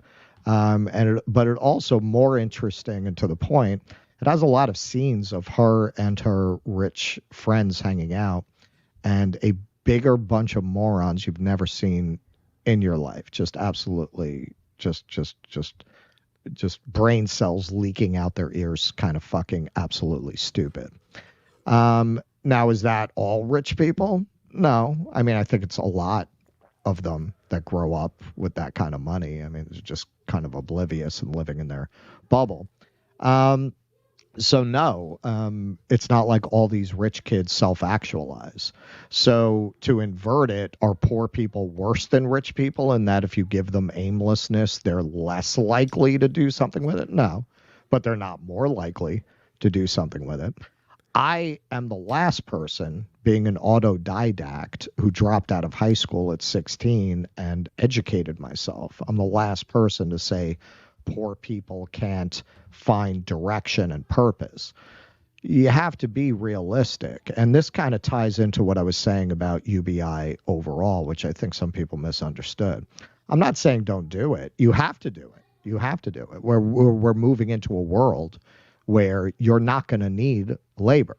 And in my opinion, they're trying to kill us off. But that's another subject. But okay, assuming you don't want to kill everybody off, yes, you do need to have UBI. What you have to recognize, and this kind of goes into a little bit of what we were talking about with communism as well. Okay, if you were to rescue a human trafficking victim, would you feel like, well, once you provide for them materially, your job is done? Or would you feel they need years of emotional support and therapy to overcome their trauma? You'd feel the latter, right? Okay, so you've had the human race for centuries has been traumatized and alienated by capitalism and the social relations and circumstances of capitalism. You are not going to cure that trauma and those patterns. You're not going to fix those patterns of life by just sending people checks. And that is what we saw during COVID with the level of social dysfunction and deaths of despair that resulted from that, because some poor people made the most of it. I did. But a lot of people didn't have the skills, didn't have the social network, didn't have the means to really find their way towards that, because you're talking about a population that's been traumatized, degraded, and the kinds of social relationships that you would have outside of a capitalist system or pre-capitalism, those relationships, those community ties, those don't exist. Capitalism destroyed those, lit those on fire. So you're talking about a lot of these people that you just send a check to would have nothing to do other than just to watch Netflix or be too traumatized, too frozen in their anxiety and their alienation to really do anything about it. So what I'm saying is not don't do those things or don't try to plan towards that kind of a future. What I'm saying is that's something you have to take into account if you're going to do something like that. Just improving people's material circumstances, yes, it's important, but it's not the panacea that a lot of people seem to think it is. Well, there's always going to be transitions and challenges inherent to every adjustment of every system. Yeah, it's not an argument against it. Like, no.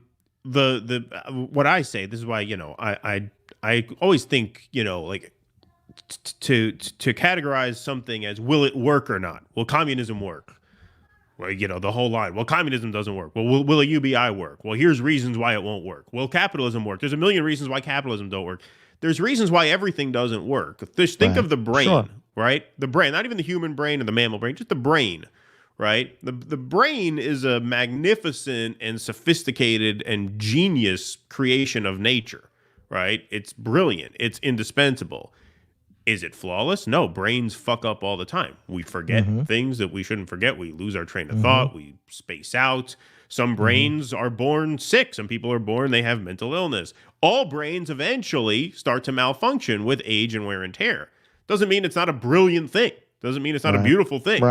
It just means that nothing is without its flaws. And when you have a knee-jerk reaction to just suppress any acknowledgement of those flaws, it makes you look like an unserious person, because then they feel like, well, this is a person I can't talk to. This is a person we can't build anything with, because they're just denying what our flaws. It doesn't mean you can't do a UBI. You should do a UBI. You know what's really worse than having idle time on your hands and material support? Having idle time on your hands without material support. No material support. And we said that on that stream, so I don't know if people hear the part they want to hear. And on communism, not to delve too deeply into this because it's a broad subject, a lot of people commented on communism and the nature of communism. And what's really interesting? They all said different things. So I think when you're talking about communism, there's not even an agreement on what that means and what it looks like and how could there be, right? Well, one thing I'll say for communism is that actually has, in my opinion, the best answer to the question of alienation and idle time and idle hands, because collective ownership doesn't necessarily stimulate the desire to share with someone or the desire to self-sacrifice. It actually does the opposite. It's empowerment through collective ownership. Like I'll give you an example. Around this time of year, right, a week before Christmas, when I was working at my Barnes & Noble retail job, I was in my late teens, early 20s, we had some really good day, some surprisingly good day. It was like a weekday. We took in like 50 grand as a store. And the manager at the end of the day, good news, everybody, we took in $55,000 today. And at the time, the minimum wage in New York was $7.50, I think. So I was making $7.75. Oh, yeah. So I'm bookstores are the worst. Great. So I made after taxes $47 an hour. How do I feel about the facts? $47 an hour? No, $47 for the 8 hours. Sorry. Yes, did I misspeak? Yes. Okay. You said $47 an hour. People like, what Barnes & Noble did you work at? $47 for the 8 hour shift. Right. Yes. Right. So I felt very detached, or some would say, Marx would say alienated. Alienated, yes. From the fruits of that labor, because the store did so well and I didn't. If that were a worker-owned bookstore, I'd feel much more purposeful in my work that day, because I'd have a piece of that action. Would I have to share that piece of the action with everybody? Yeah, but that's not what would excite me.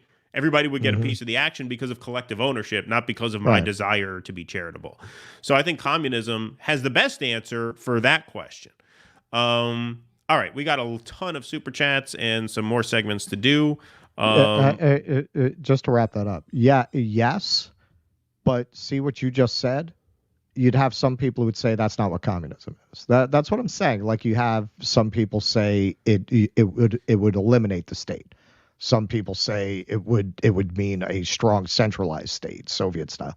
It depends on who you talk to. I have a lot of people said bring on Richard Wolff. Other people say Richard Wolff isn't a communist; he's a social democrat. Yeah, a lot of communists don't like Richard Wolff. It really, there is no one idea of what this means, what it looks like, what shape it is.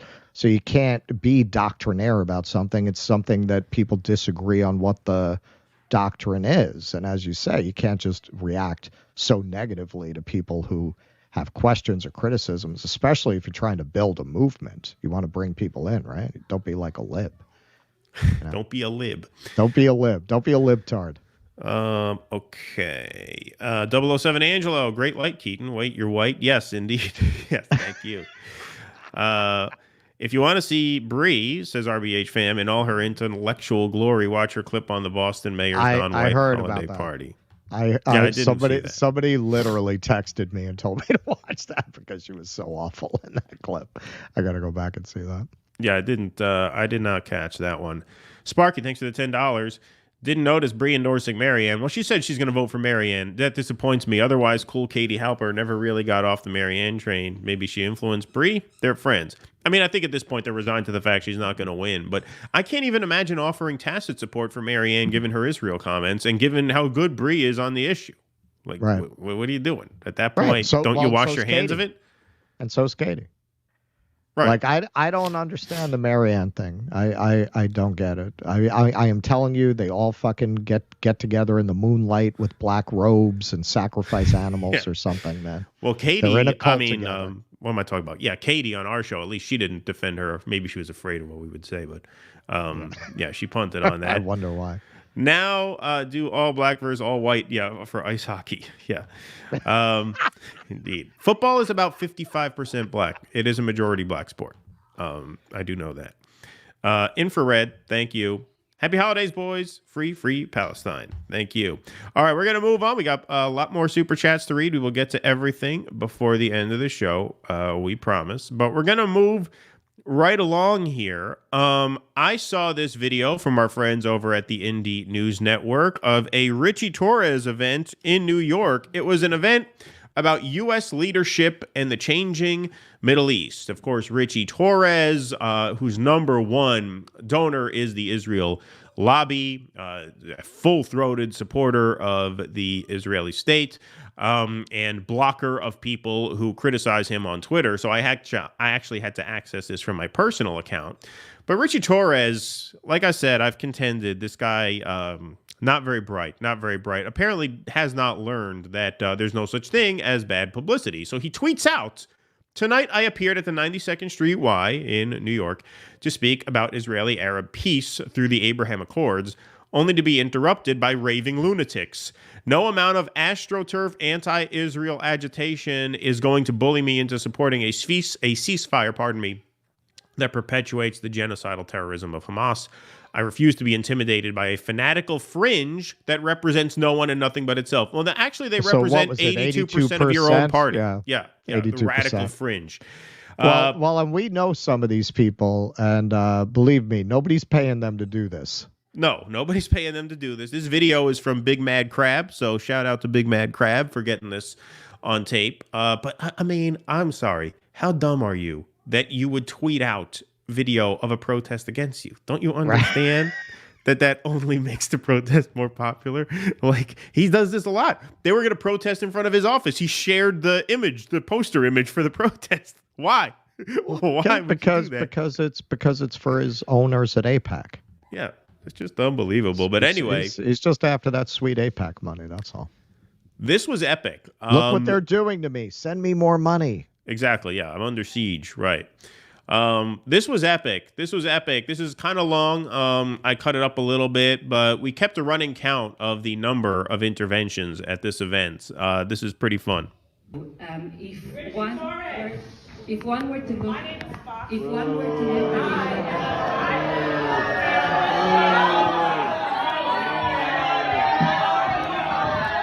As you can see here, it's not a huge room.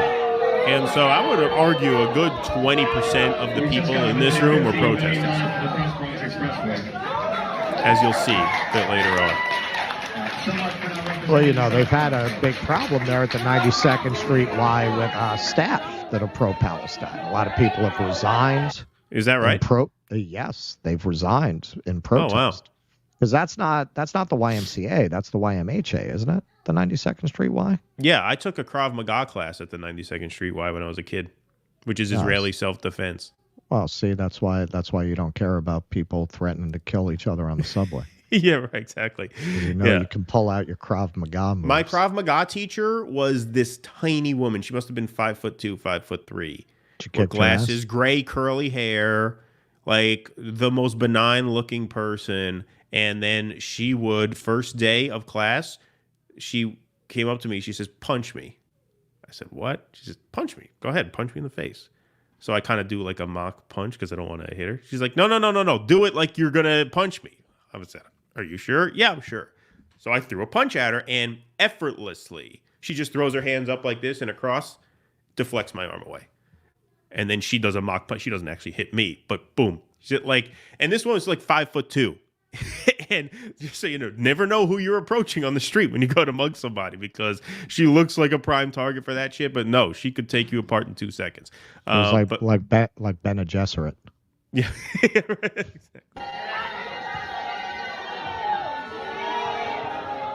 Well, Ritchie Torres, I am your constituent. I am a So that's the second one.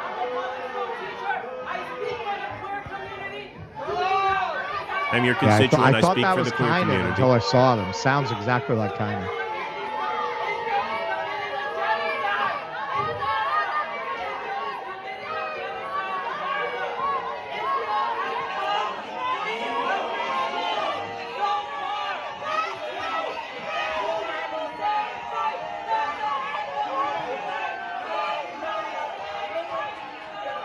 It's a lot of people that they're escorting out of that room now. And this is only two interventions in. There's a lot more.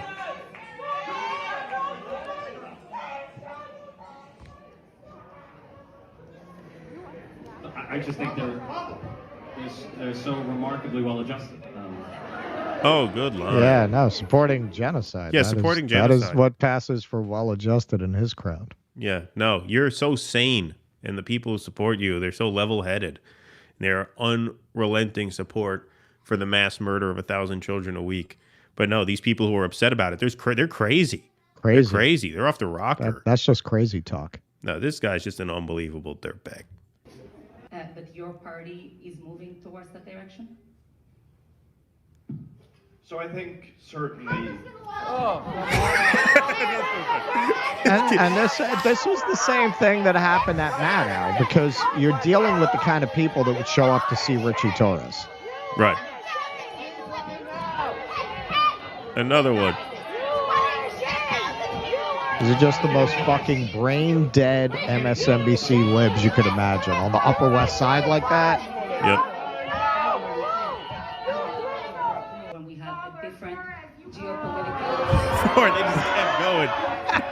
That's how you do it, man. If you have enough numbers... That's how you do it. Completely disrupt. You just disrupt. You just keep disrupting. Hey, this is an event on the changing Middle East. It's not like they're coming there with irrelevant topics.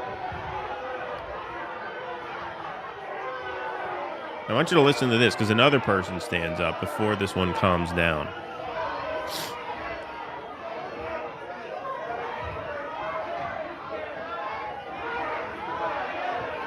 We should do that. We should go there and say things that are irrelevant. Yeah. A boy in his hair on is number one at the box office. What do you have to say about Hollywood losing the brand? So there's 5.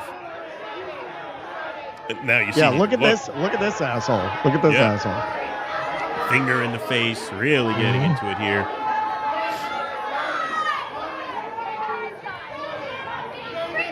What is he saying? What is he saying? This fuck. I want a free Palestine from Hamas, says Ritchie Torres.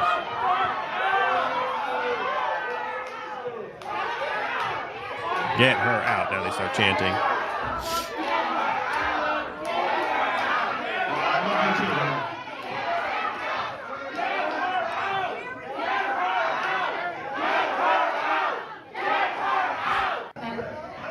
Okay, now it calms down for a little bit, and this is great. They can sense that another one's going to come.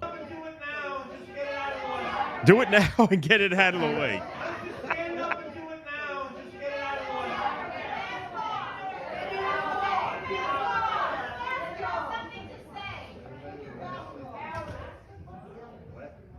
Last call, seriously. Last call. Last call, seriously.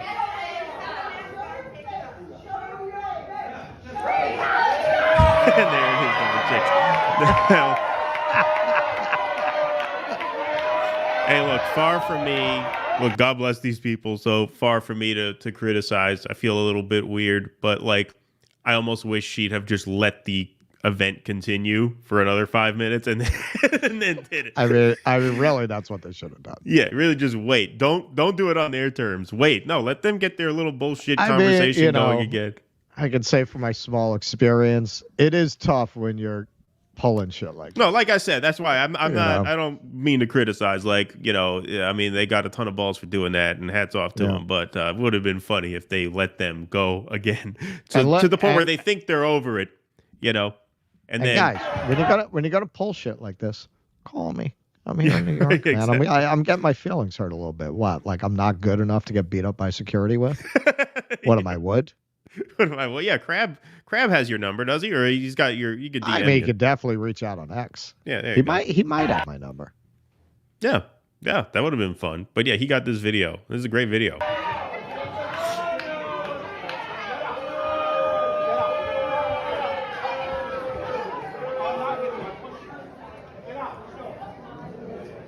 So.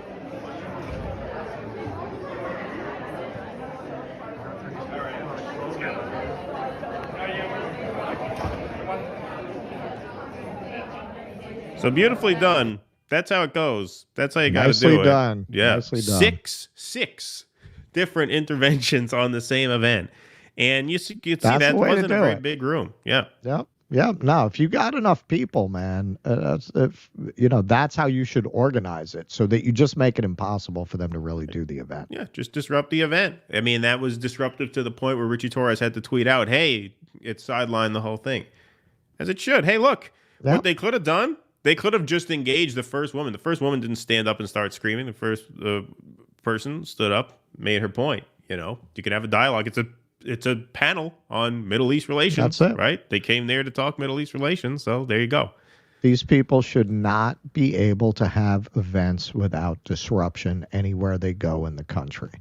We should tie this to, you're going to be doing the film premiere. That's pretty soon now.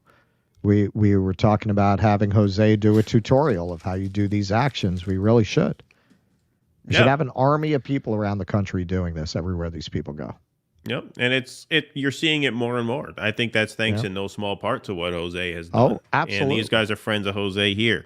And they do everything perfectly peacefully. There was no threats made, nothing, no arrests, nothing against the law. Yeah. You have a right to go there and say your piece at a political event. If it's disorderly, they kick you out. All right, so fair is fair. House rules are house rules, but you have the absolute right to make your point. Sure. Indeed. All right, let's take some more super chats. We got some Rumble rants here. No doubt the producers of that film are happy. People will be packing the theaters just to see what the controversy is about. I think that's from Warren, and Warren also says maybe Russell will visit the Jewish Museum when he's in New Orleans.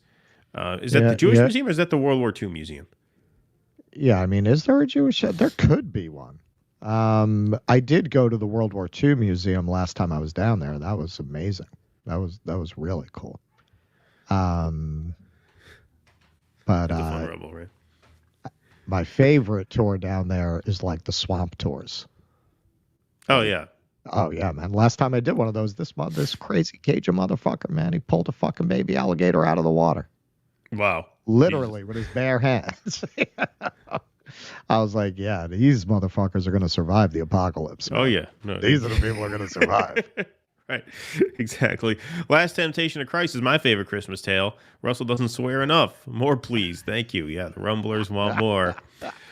Missy Kins, thanks for the $5. When you host Jimmy Dore's show, notice how many times Kurt interrupts you because he will every 2 seconds. They'll work it out. They'll get a rhythm. We'll be fine, man. And actually, last time I was on the show, I could see like Kurt was reaching out to me because he was like, "Oh, I got somebody I can drop Lord of the Rings references with." So he's got a little geek in him. So we'll have some fun with that. Yeah, Martin R. Another $49.99. You got another cowbell coming out. Happy holidays. Peace to you all. Thank you, Martin. All right, Appreciate I'm trying that to do this in a way that you'll hear it. There you go. Yeah, I mean, I think that's coming through. I buy that. Sparky, thanks for the $2. The film seems in the vein of Hollywood Shuffle. I haven't seen Hollywood Shuffle. I have seen Hollywood Shuffle, and yeah, that definitely. I mean, that was about a different subject, but yeah, man. I mean, it seems like one of these cool satires that I've always appreciated, whether in sketch or film, that are about what that perspective is like with a humor. I guess I find it relatable because that's kind of a Jewish sense of humor too. Like that's the grounding of it, like the weirdness of negotiating non-Jewish world as a like. So and the self-deprecating quality of having to placate the antagonist. Yes, right. It's not like the Israelis would call that weak because we're placating our antagonists. Right, we're making white people feel comfortable. We're ghetto Jews. Right, exactly. Whereas this is not about conquering white people. It's about let's put them at ease so that they don't act out because they get testy when they're nervous, right? Everton says, us black peoples are not a fan of this movie, and follow this up with, it's pandering for one, doesn't tackle any of our real issues, and a lot of black people hate Tyler Perry and the Medea franchises. It's funny you say that. I went to a Medea movie with a black friend of mine who was a huge fan. I think I was the only white guy in that movie theater, and that movie was packed. I mean, it was packed. I mean, Tyler Perry didn't get rich by accident. I mean, those movies were a huge hit for him, and yeah, it was a raucous time. It was a fun time. Yeah, it's hard. Thanks for that, Everton. It's hard, obviously, because we're not black, man. Like I don't know what the word on the street is because you see these comments in the comments section you see some black people in the comments section of the video preview saying they don't like it. But it's hard to know what political perspective they're coming from because there are a lot of black conservatives, and you'll always see comments like that on this kind of thing. So, I mean, that's interesting that you say that. Missy Kins, thanks for the $5. Marianne on Tim Pool was on Tim Pool. Tim read my super chat. I asked how she would fight when she doesn't make it on the ballot. She said it was expensive. Yeah, it sounds like a kind of answer she'd give. It does. Sparky, thanks for the $10. I remember Dad watching TV saying that's the stupidest commercial I've ever seen. I'd point out that the particular commercial wasn't trying to market the product or the service to him. Right. They do study who they're selling to. Good point. Derek P. started watching this year. Great show. All the best, guys. Thank you. Thank you for the donation. Appreciate that. Folks, please hit that like button. Hit that subscribe button. We must be up over 666 likes by now, I would imagine, right? I think we can go out on a limb and do a 666. I think we could take a chance on that. Seems like a pretty safe bet. I mean, we got 1,500 we're doing people. the Rumble rants, right? Warren here says we're being prejudiced against the Rumble rants. No, we're doing them. We get fewer of them.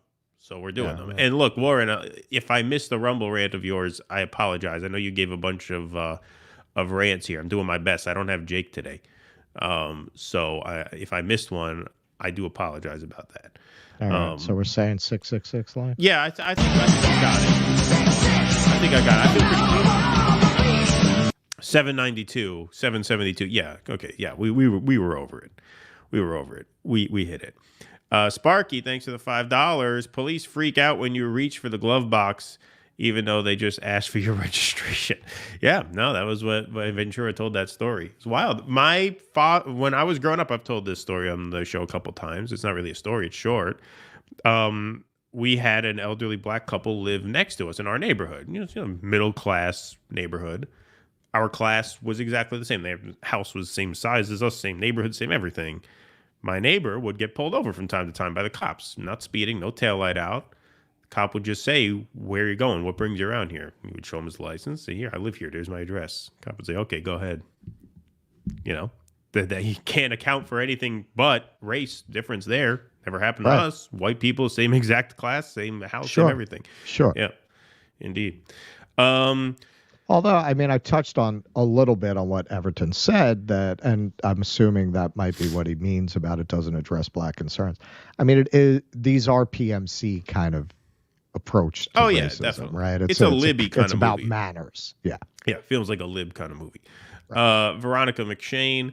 Anyone ever seen the movie Mary Magdalene starring Rooney Mara as Mary and Joaquin Phoenix as Jesus? It's a pretty interesting interpretation from a secular point of view. Happy holidays to all. No, I never even heard of that. I'm surprised. No, I never heard of it either.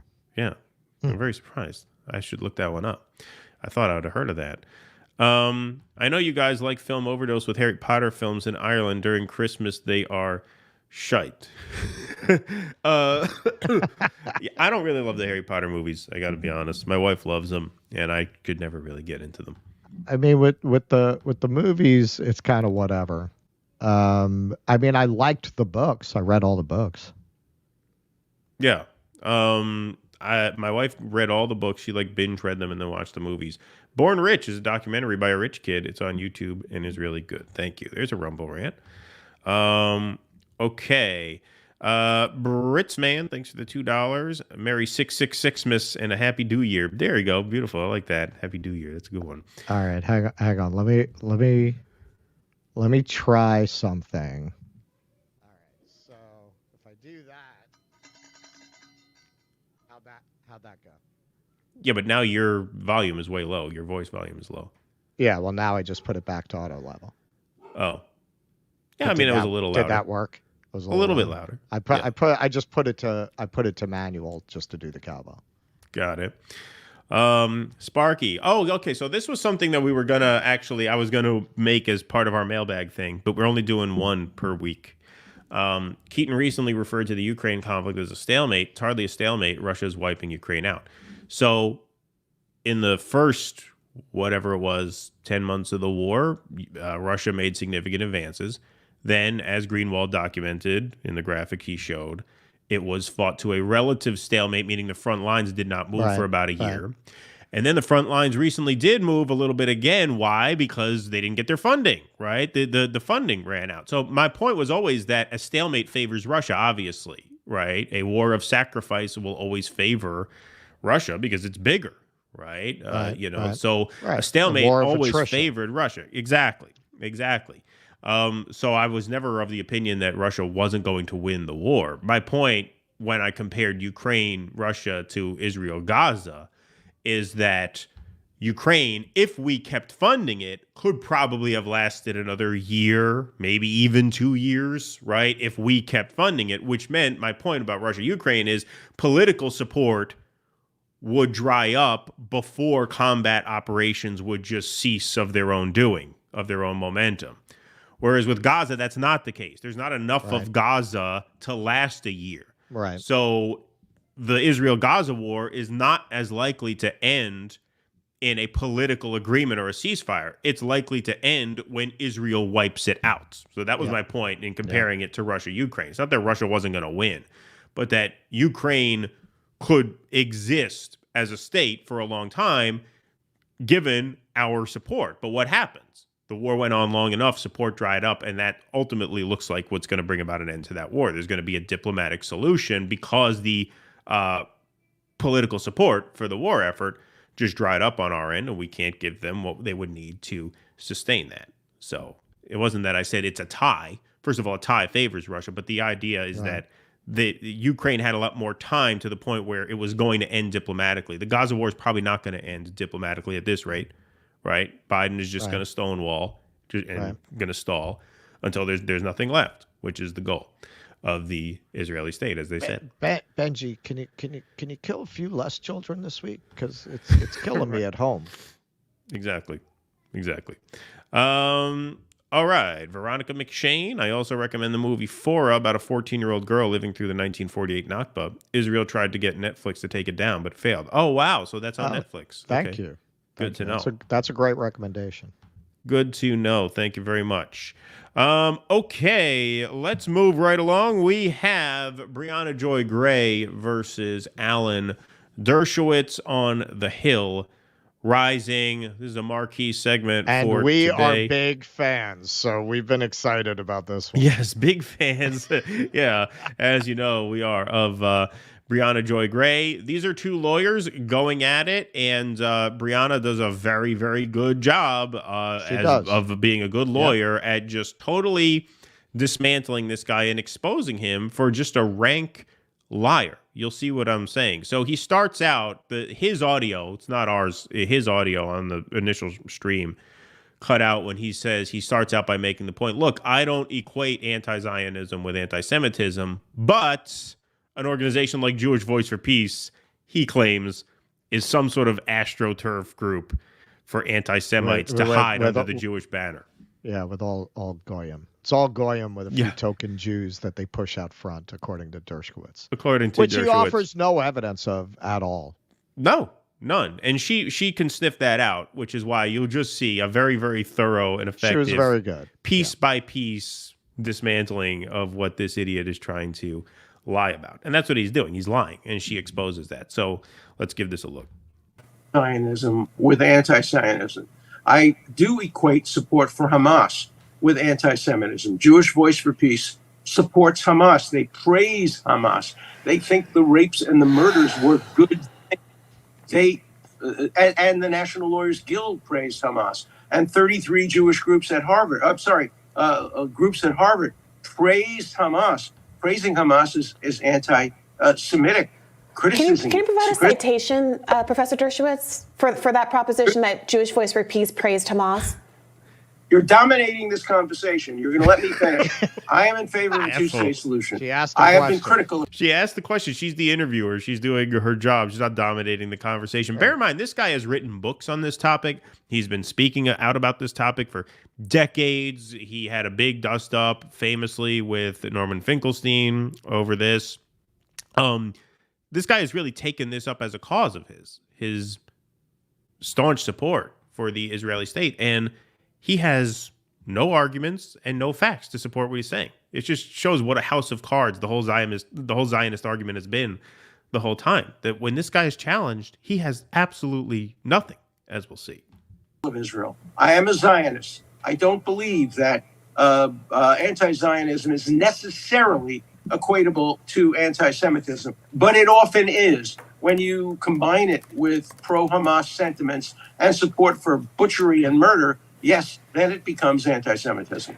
I didn't mean to interrupt you, but I would like to ask if you have I apologize for that, Professor Dershowitz, so perhaps you could provide a citation for the proposition that Jewish Voice for Peace praised Hamas, in your words. That's a very specific allegation for a Jewish group that I am very familiar with, have interviewed with at length, and have never seen any evidence of the like. In my book, and the quotations and the statements that were made and the signs that were held up at Jewish for Peace demonstrations have praised Hamas, have supported Hamas. And they're fooling you. They're sending you the 6 Jews in the organization to fool you. They're not sending you the hundreds of radical socialist non-Jews who formed this revolutionary group that really, in the end, wants to overthrow the government of the United States. And they were very clever. They used Jewish Voice for Peace to pretend that Jews somehow support Hamas. And okay, stop for 1 second. When we did the segment on... When we did the segment where Jewish Voice for Peace shut down Grand Central Terminal, you saw, there were a couple thousand people in Jewish Voice for Peace shirts, who were members.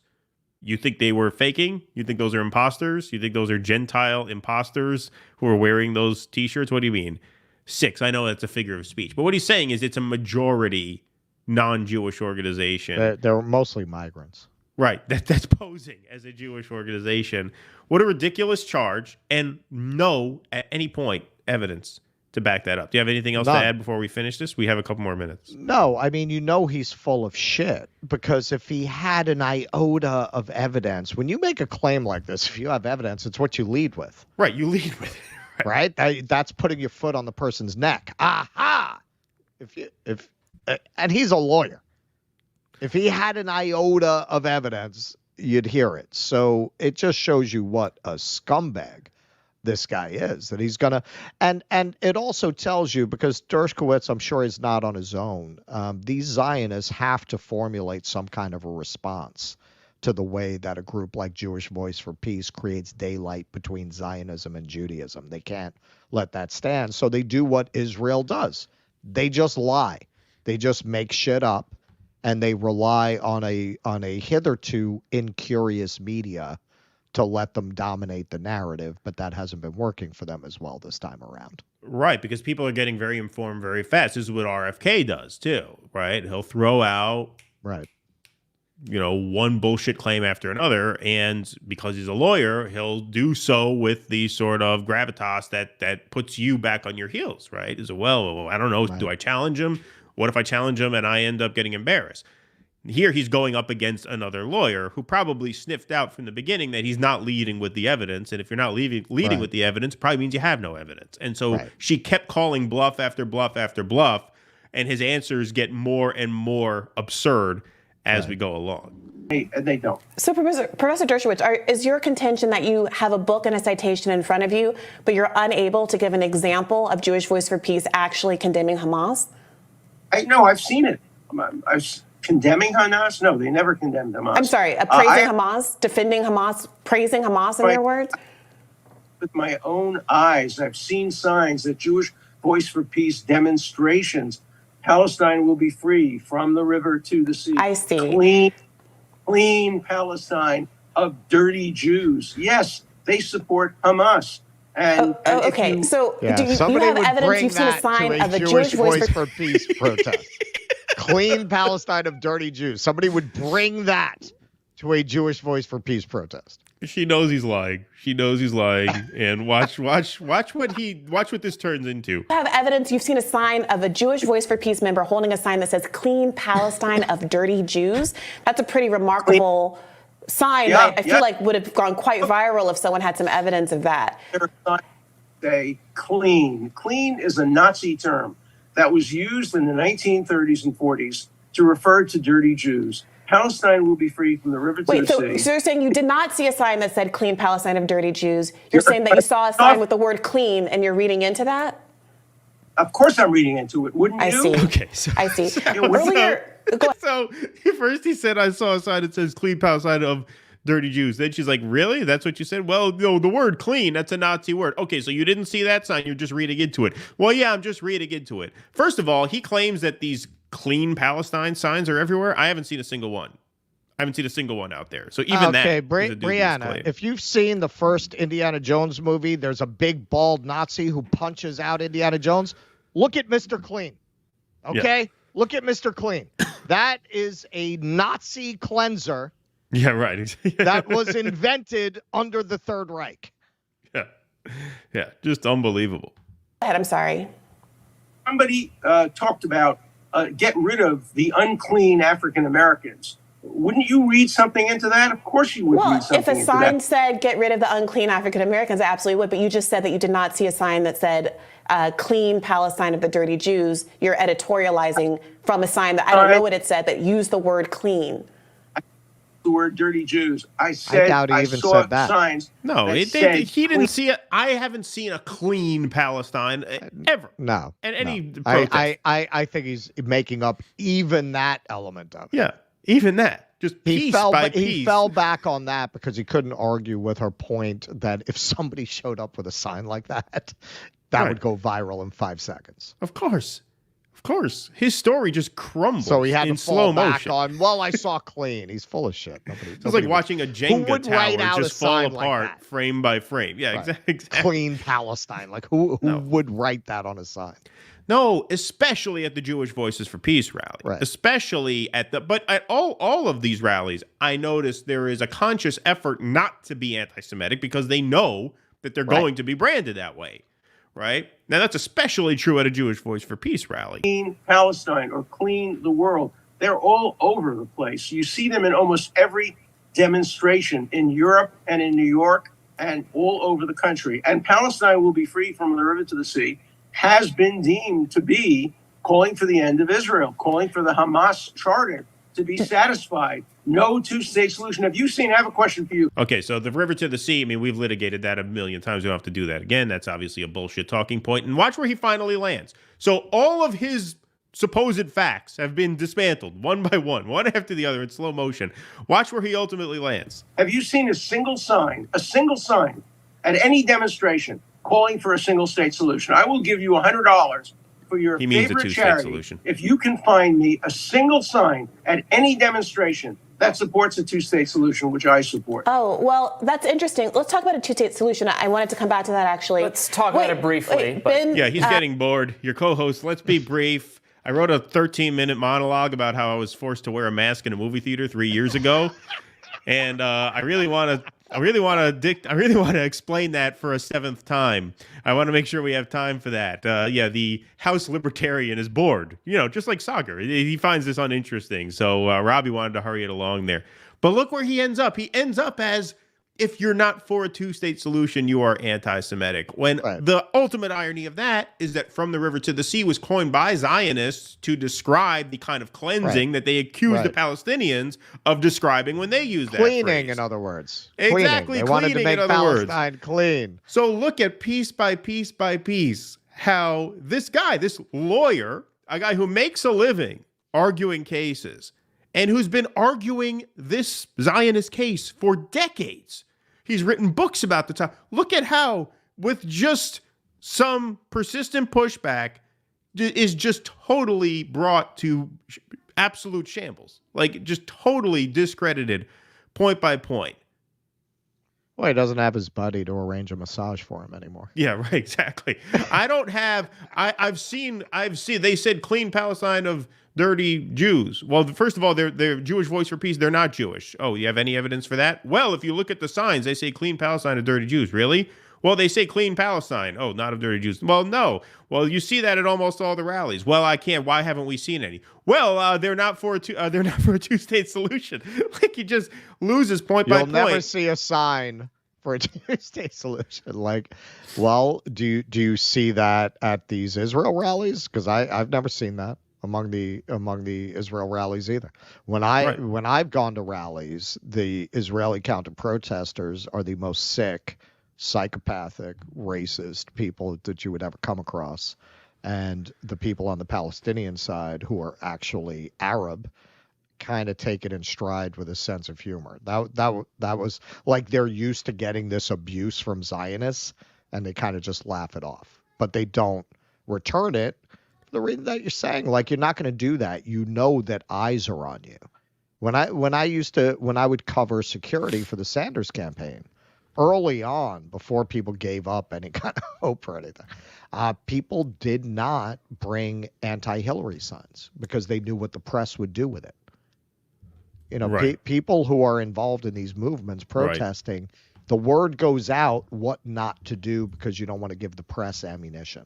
People who are politically engaged and involved enough to even show up to protests like this tend to be tuned into those considerations. Right. And what Briahna always had in her back pocket, this is part of why I think she felt very secure that she was able to call each and every piece of bullshit that he tried to lay out. She knew he didn't have a good hand, but she knew that ultimately, if he were to come up with one photo or one video, which of course he didn't because he had nothing, she could say very fairly that Jewish Voice for Peace cannot control everyone who comes out to the rally. At that Grand Central Terminal protest, there were 4,000 people there. It started out a couple thousand in the concourse. Those were Jewish Voice for Peace members. But you get a couple thousand people in there. Who knows? Somebody has a sign that says this. You get people like that show up to every rally. You need evidence that Jewish Voice for Peace itself condones these messages that you say are there that aren't even there. You have nothing to back you up on it. Nothing at all. And it just speaks to the arrogance of people like Dershowitz or like a Mark Regev, where in his case he's a government agent, but that they're just so not used to being challenged. Like, you see now that the general population knows enough to challenge them, you see how just paper thin their arguments are. They can't hold up to the mildest pushback. All she did there was ask him a series of questions the way a good lawyer does and just let him implode. And he did. Well, because basically for 75 years, nobody's asked them a hard question. Exactly. They've been able to get away with that shit. But not anymore.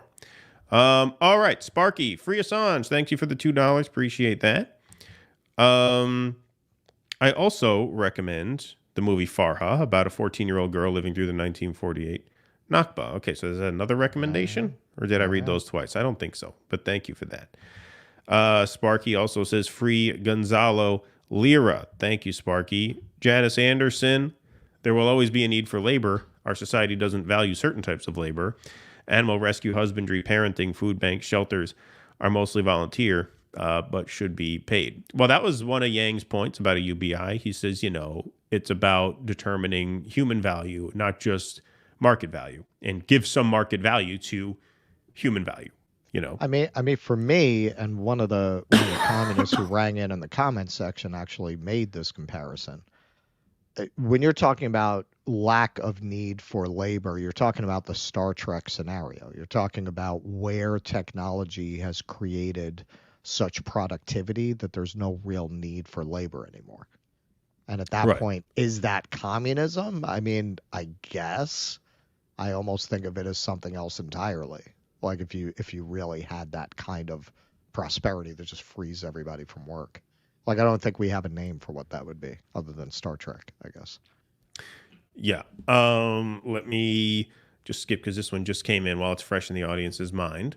Sparky says, Russia never needed to gain territory. The West kept feeding Ukrainians into Russians' meat grinder, so Russia didn't need to advance territory-wise. Way to swallow MSM narrative, hook, line, and sinker. Sparky, you're not understanding what I'm saying. Thank you for the donation. What I'm saying is that the Russia-Ukraine war could go on for longer absent a drying up of political support. Therefore, the drying up of political support is what will bring an end to the war. I'm not saying Russia was not on course to win.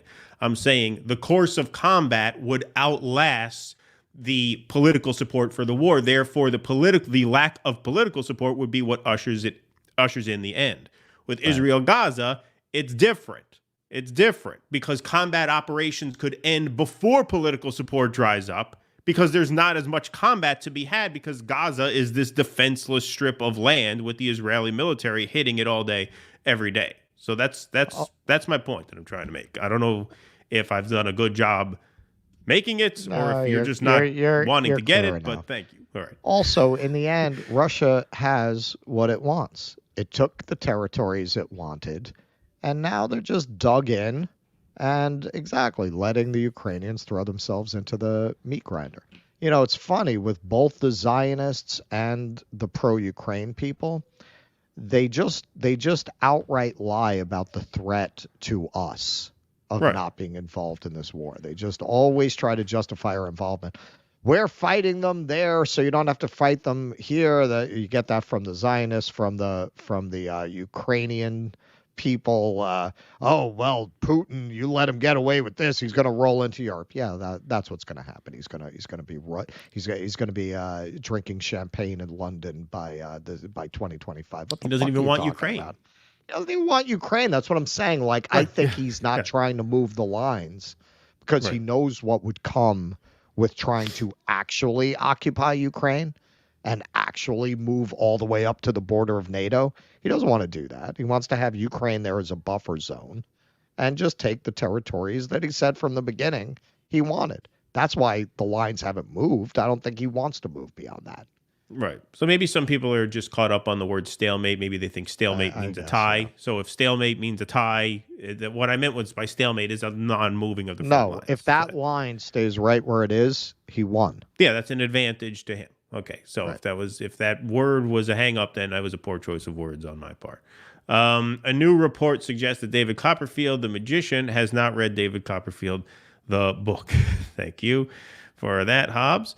Hooray for Yemen. Yeah, Yemen kicking some ass in the Mediterranean. We're going to cover that Wednesday for sure. Tell people what they want to hear. Then do what you want, says Paris Hilton, State Department influencer. Thank you, Sparky. Dr. Nick Riviera. Our good friend Dwayne Vogel's 85-year-old mom had surgery Friday morning. Please send positive vibes to them. Oh, well, yes, indeed. Of course. Positive vibes to Dwayne Vogel. Thank you for letting us know about that, Nick Riviera. Best wishes to Dwayne's mom. So thank you. I'll have to message Dwayne, actually, because he's a patron. On communism, you should bring in Haas, who has a book coming out. Oh, Haas wrote a book. And Dugin, Russian philosopher. Both have an understanding of communism beyond the physical. Well, I'll tell you what. This has inspired me to have a respectful kind of a conversation. Obviously, we'll bring in Tusker for that. Maybe Richard Wolff. Talk to Midwestern Marx. So does she like Richard Wolff? Does Tusker like Richard Wolff? I think I can speak for her. I don't think she'll get upset. She's been very clear with me about what she thinks about Richard Wolff. She feels he's good at explaining the economics of Marxism. She doesn't feel that he's actually a communist.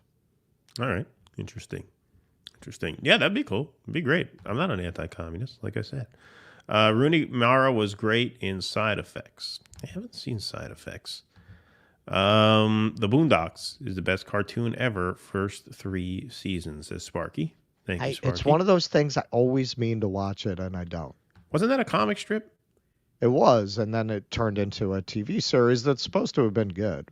It's where's it streaming? Is it on Max? I think it's on Max.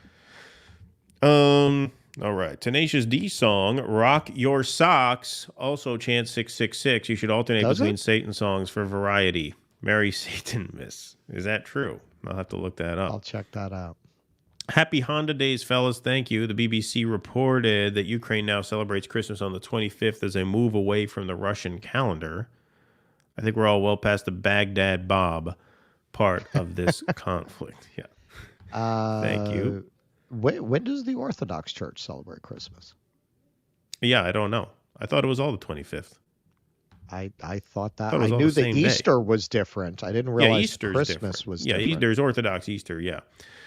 Super Chat banned. Ukraine will last as long as Ukraine government has enough humans to send to their death for the benefit of the MIC. Yeah. Thank you for that. Appreciate that. And thanks for... It's January. Oh, really? Wow. Who the hell knew that? I'm Googling it. Yeah. Wow. That's wild. I never knew that. Not all of them. The Orthodox churches of Belarus, Egypt, Ethiopia, Georgia, Kazakhstan, Macedonia, Moldova, Montenegro, Serbia, Russia, and Ukraine.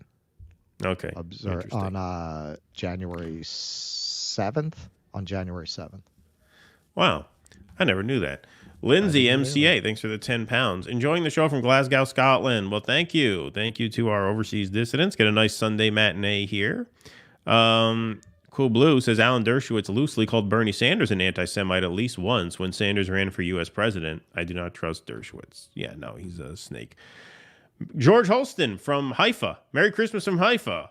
Hoping for peace in the new year. Thank you, George. Appreciate that very much. All right, folks, we have one more segment to do before we let you guys get on with your Christmas Eve. This is a Christmas segment. We figure we should end the show with a Christmas segment. This is not a joyous segment, but it is Christmas time. And so how could we let the show end without this? Jesus in the Rubble, Christmas celebrations in Bethlehem canceled. This is from the Washington Post. They literally this is like the plot of every puppet show for Christmas. All the Rank Bass cartoons. Somebody tries to steal Christmas, right? And then it gets rescued. But this time, Israel stole Christmas for real. That's right. That's exactly right. At Christmas time, the world comes to Bethlehem. The rooftop of the city hall is packed with camera crews from around the globe to capture a towering tree in Manger Square as the bells toll for midnight mass at the Church of the Nativity, built upon the grotto where, by tradition, Jesus was born. This year there will be no tree, no parades, no bands or music, no lights, no markets, no feasts, no carols, no Santas handing out candy to the children, and no pilgrims, no tourists. In place of traditional holiday decorations, one church here has created a simple nativity scene for Christmas 2023. Jesus enters the world amid a pile of Gazan rubble. The atmosphere in Bethlehem on the eve of Christmas this year is somber, dark, sad, and political. In his annual Christmas message, Bethlehem Mayor Hanania spoke this year of mourning and condemned Israel's prosecution of the war in Gaza as ethnic cleansing and genocide. So did the head of the Chamber of Commerce. I am sad and upset at the moral failure of the West to stop the killing of civilians in Gaza, Samir Hasboun said. Christian clergy here use similar language, blaming the failure to protect the innocent on world leaders, including President Biden. The Reverend Munther Isaac, pastor of the Evangelical Lutheran Christmas Church, stood beside the small nativity scene in his chapel. The baby Jesus sat amid flickering candles atop a pile of busted cement and dirty stone. This is what Christmas looks like in Palestine, Isaac said. This is the true message. And there it is. You can see baby Jesus in a pile of rubble. That's powerful. At first. What's that? Yeah, that's powerful. Yeah, very powerful, of course. Yeah, I mean, another picture was on the headline image. But yeah, I mean, wow, that says it all there. Good on the Washington Post. They had 2 good stories in 1 week. That's a record for them. At first, that's good. That's going to usher in the apocalypse now. Yeah, on a roll there. At first, he said the idea of placing the birth of Jesus in a war zone was shocking. It was hard for even our own people, but it left a strong impression because the imagery is very real. It confronts you with the reality then and now in a very powerful way. If Jesus were born today, he said, he would be born in Gaza amid the rubble. Who can sing joy to the world today? This is a caption of a photo here that was included in this article. An Israeli military guard tower and concrete separation barrier in Bethlehem. Wow. Look at that. The holy site, right? Wow. A holy site. Bethlehem is just a few miles south of Jerusalem in the occupied West Bank. Bill Maher did a whole thing about this. Yeah, Bethlehem, it's now Palestine, okay? Okay, get over deal it. with it. Deal with it. Yeah. Bethlehem is just a few miles south of Jerusalem in the occupied West Bank. There are 12 miles of high wall and fencing. There are Israeli checkpoints to get in and out of the city where Palestinians on foot pass through scanners and answer questions by Israeli border guards. Many of those checkpoints are closed now, only open a few hours a day, because of the Gaza war and the rise in violence in the West Bank. Hanania said that he cannot believe what we are watching in Gaza. These are the worst days that Palestinians have ever seen. In the lead up to the holiday this year, the painstakingly renovated Church of the Nativity, which dates back to the 6th century, has seen almost no visitors. So, dark times in the Holy Land. Yeah, nobody's really going to be packing their bags to go to that region right now. Yep. Yeah, that's absolutely heartbreaking that you have this holiday that, whatever its history, and certainly we can litigate that for a long time, but it's supposed to be a holiday that represents our highest ideal of human collective kindness and oneness as a human race. And to have, at a moment like this, right in that region, a genocide going on against the people who live in the supposed birthplace of Jesus, or the mythological birthplace of Jesus, it's just absolutely tragic. I mean, and they're right. Like, how do you celebrate Christmas? And maybe I'm wrong. It seems to me that everything has been pretty sedate. Like, there's not that Christmas mood around. Yeah, well, I mean, this just puts all of those contradictions obviously right in your face, just lays them right to bear because, yeah, as you said, the mood hasn't been the same. And people will say, yeah, I mean, how could this be a time of joy, a time of celebration, a time of refuge, a time of peace, right? There's a certain still in the air, a certain calm in the air around Christmas time. I always thought Christmas, one of the charms of Christmas is it has this very kind of retro analog feel in a world that's just become so tech obsessed. Well, that's what all those Christmas movies are. I wrote that article about that. Like Christmas movies are permanently frozen in this imaginary America from 1930s era where all the kids are good and decent and they live in small towns and everyone's a shopkeeper. Yeah, and life is just simple. Right. Life is simple. Sledding, it's not fast. Snow. You're right. It's not so fast paced. It's not, it's not so tech obsessed, right? It's analog. It's stuff you could touch and feel and smell and taste. And, the Charlie Brown characters walking around and that just still calm town with the jazz music underneath it, right? There's a peace to it. There's a quiet to it.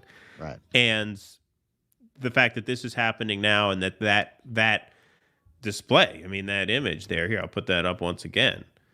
That just that just says it all. Very, very powerful choice to do that. And this is happening to people. Yeah. What a statement that is.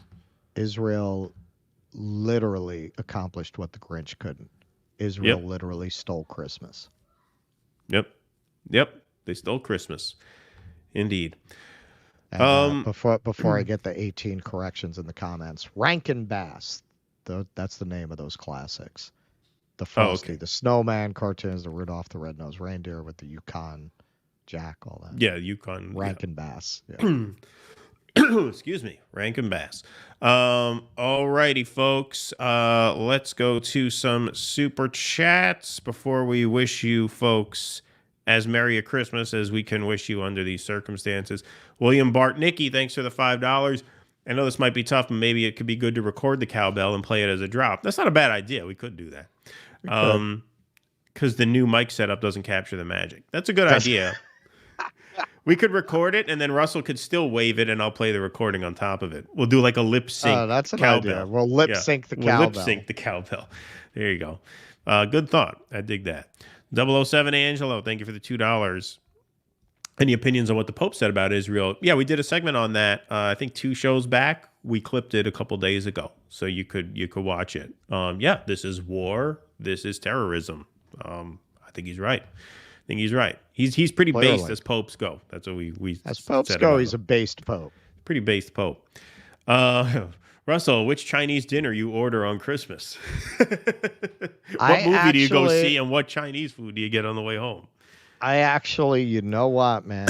I truly have a family kind of a Christmas because I go see my dear, dear friend whose politics are not mine, and I bite my tongue all night. Yep. And I do not offer my opinions because I'm not going to ruin anybody's Christmas. Right. But the food is good. I bet the food is good. The food is great. The food is great. It's like the real stuffing, man, not the Trader Joe's stovetop you made. Got like the southern style, some collard greens. All that that's good. Yep. Definitely. Henry DeShazzo, thanks for the $10. Hey, boys, Merry Christmas. Thank you. Crap, that's not anti-Semitic to say that to 2 Jews, right? No, not at all. Can't keep up these days. Great show today. I clicked the bell, so not just catching the tail end anymore. Yeah, click that bell. Click the notification bell, everybody. Definitely. They say people get unsubscribed, so make sure you're subscribed, all that. Yeah, make sure you're subscribed. And actually, let me do this now that our segments are over, so I feel a little bit more like I can take this chance. Let's give our patrons their Christmas shout out, shall we? You guys are the backbone of the show, so thank you guys very much for supporting us. And if you are not a Patreon member, go to patreon.com/DoDissidents and sign up to support this program. You get your name up in lights here. You will be included in the end credits of the Jose Vega documentary, RAUCUS, which I have to start referring to that as. And you also get call-in access to what are usually our Sunday Q&As. Because this is a matinee show and we know everybody needs to, get shit going after this, whether you're going to family's house or going to shopping or presents, whatever. We're not going to keep everybody here for another hour and a half to do a Q&A. But this week's Q&A will be after Wednesday's show, the 27th. So we will still have a weekly Q&A. It'll just be on a different day this week. And you also get access to Patreon, Substack, and Locals exclusive supporter streams. So you can go to dodissidents.substack.com and dodissidents.locals.com. If you're watching on Rumble right now, the join button right under the screen takes you to our Locals page where you could sign up and you get access to everything I just mentioned. Most fun, obviously, are the supporter exclusive live streams twice a month. Our second one looks like it's going to be Saturday night, December 30th. That'll be a lot of fun. We'll have some special Christmas stuff for you guys that night as well. So you can go and sign up and help us support the show. Thank you guys for everybody who has signed up. Your name is spelled wrong. Okay, good. Not good that we spell your name wrong, but thanks for catching it. Yeah, send us a message and we'll fix it. Thank you very much for that, Cry Smith. Warren Westell, the Museum of the Southern Jewish Experience, is located at 818 Howard Avenue in New Orleans. You skip 5 Rumble Rants. 5 Rumble Rants. Okay, I will definitely check that out. I've never spent more than a week at a time there, so you don't get to do everything. But yeah, I'll be there for 4 months, so I'm sure I'll check out everything like that. But thanks for the tip. Oh, I think I see some of your Rumble Rants now. Pardon me. Decades after decade, the masses focus on the puppets, but they never rise up against the donors. Without the donors, the Torres event never occurs. And then you gave us the New Orleans piece there. And that's, I think, as far as it'll allow me to scroll. Oh, no, I got one more here. In Hinduism, the mind is considered to be the most flawed aspect of one's being. Thank you, Warren, and apologize if I missed some of those. Like I said, I'm without Dig today, so I did my best. But thank you. Okay, Bah Humbug said Riffside. Thank you, Riffside. Appreciate that. Russell, can you recommend some books on evolutionary psychology? My brother got all into that when he was in college. My introduction to that subject, okay, some of his ideas now are out of date, particularly regarding homosexuality, so take that with a grain of salt. But Desmond Morris's The Naked Ape, his follow-up is better and less retrograde, The Human Zoo. The Human Zoo also has some really interesting experiments in it. Like, for example, it has a picture, two what look like identical pictures of a woman, and asks you which one you prefer. It looks identical. So you pick one, and then it tells you 80% of people pick this one because her pupils are dilated, which you picked up subconsciously. It indicates sexual arousal. So very cool stuff like that. So I would say more Human Zoo than The Naked Ape.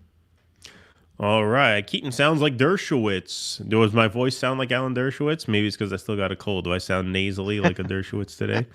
Thanks, Sparky. Well, you usually get the Alan Alda thing. I do. Sparky says Putin doesn't want to take all of Ukraine, but the West's persistence is forcing him toward that. I think there's going to be, it looks to me like they're talking about some sort of ceasefire. Didn't it leak in the New York Times that Putin is talking about a diplomatic end to the war on his terms, which he's going to get? So that could be something to report on as soon as next week. Merry Christmas. Yeah. That would be a Merry Christmas. Yeah, but at least one war ended, of course. Hey, speaking of book recommendations, it's a little late in the game, but maybe some people who watch the show, and I'll see it in the comments, I'm looking for a good thing about like the connection between the history of mind control propaganda and Edward Bernays. Something that's like good that ties all that together.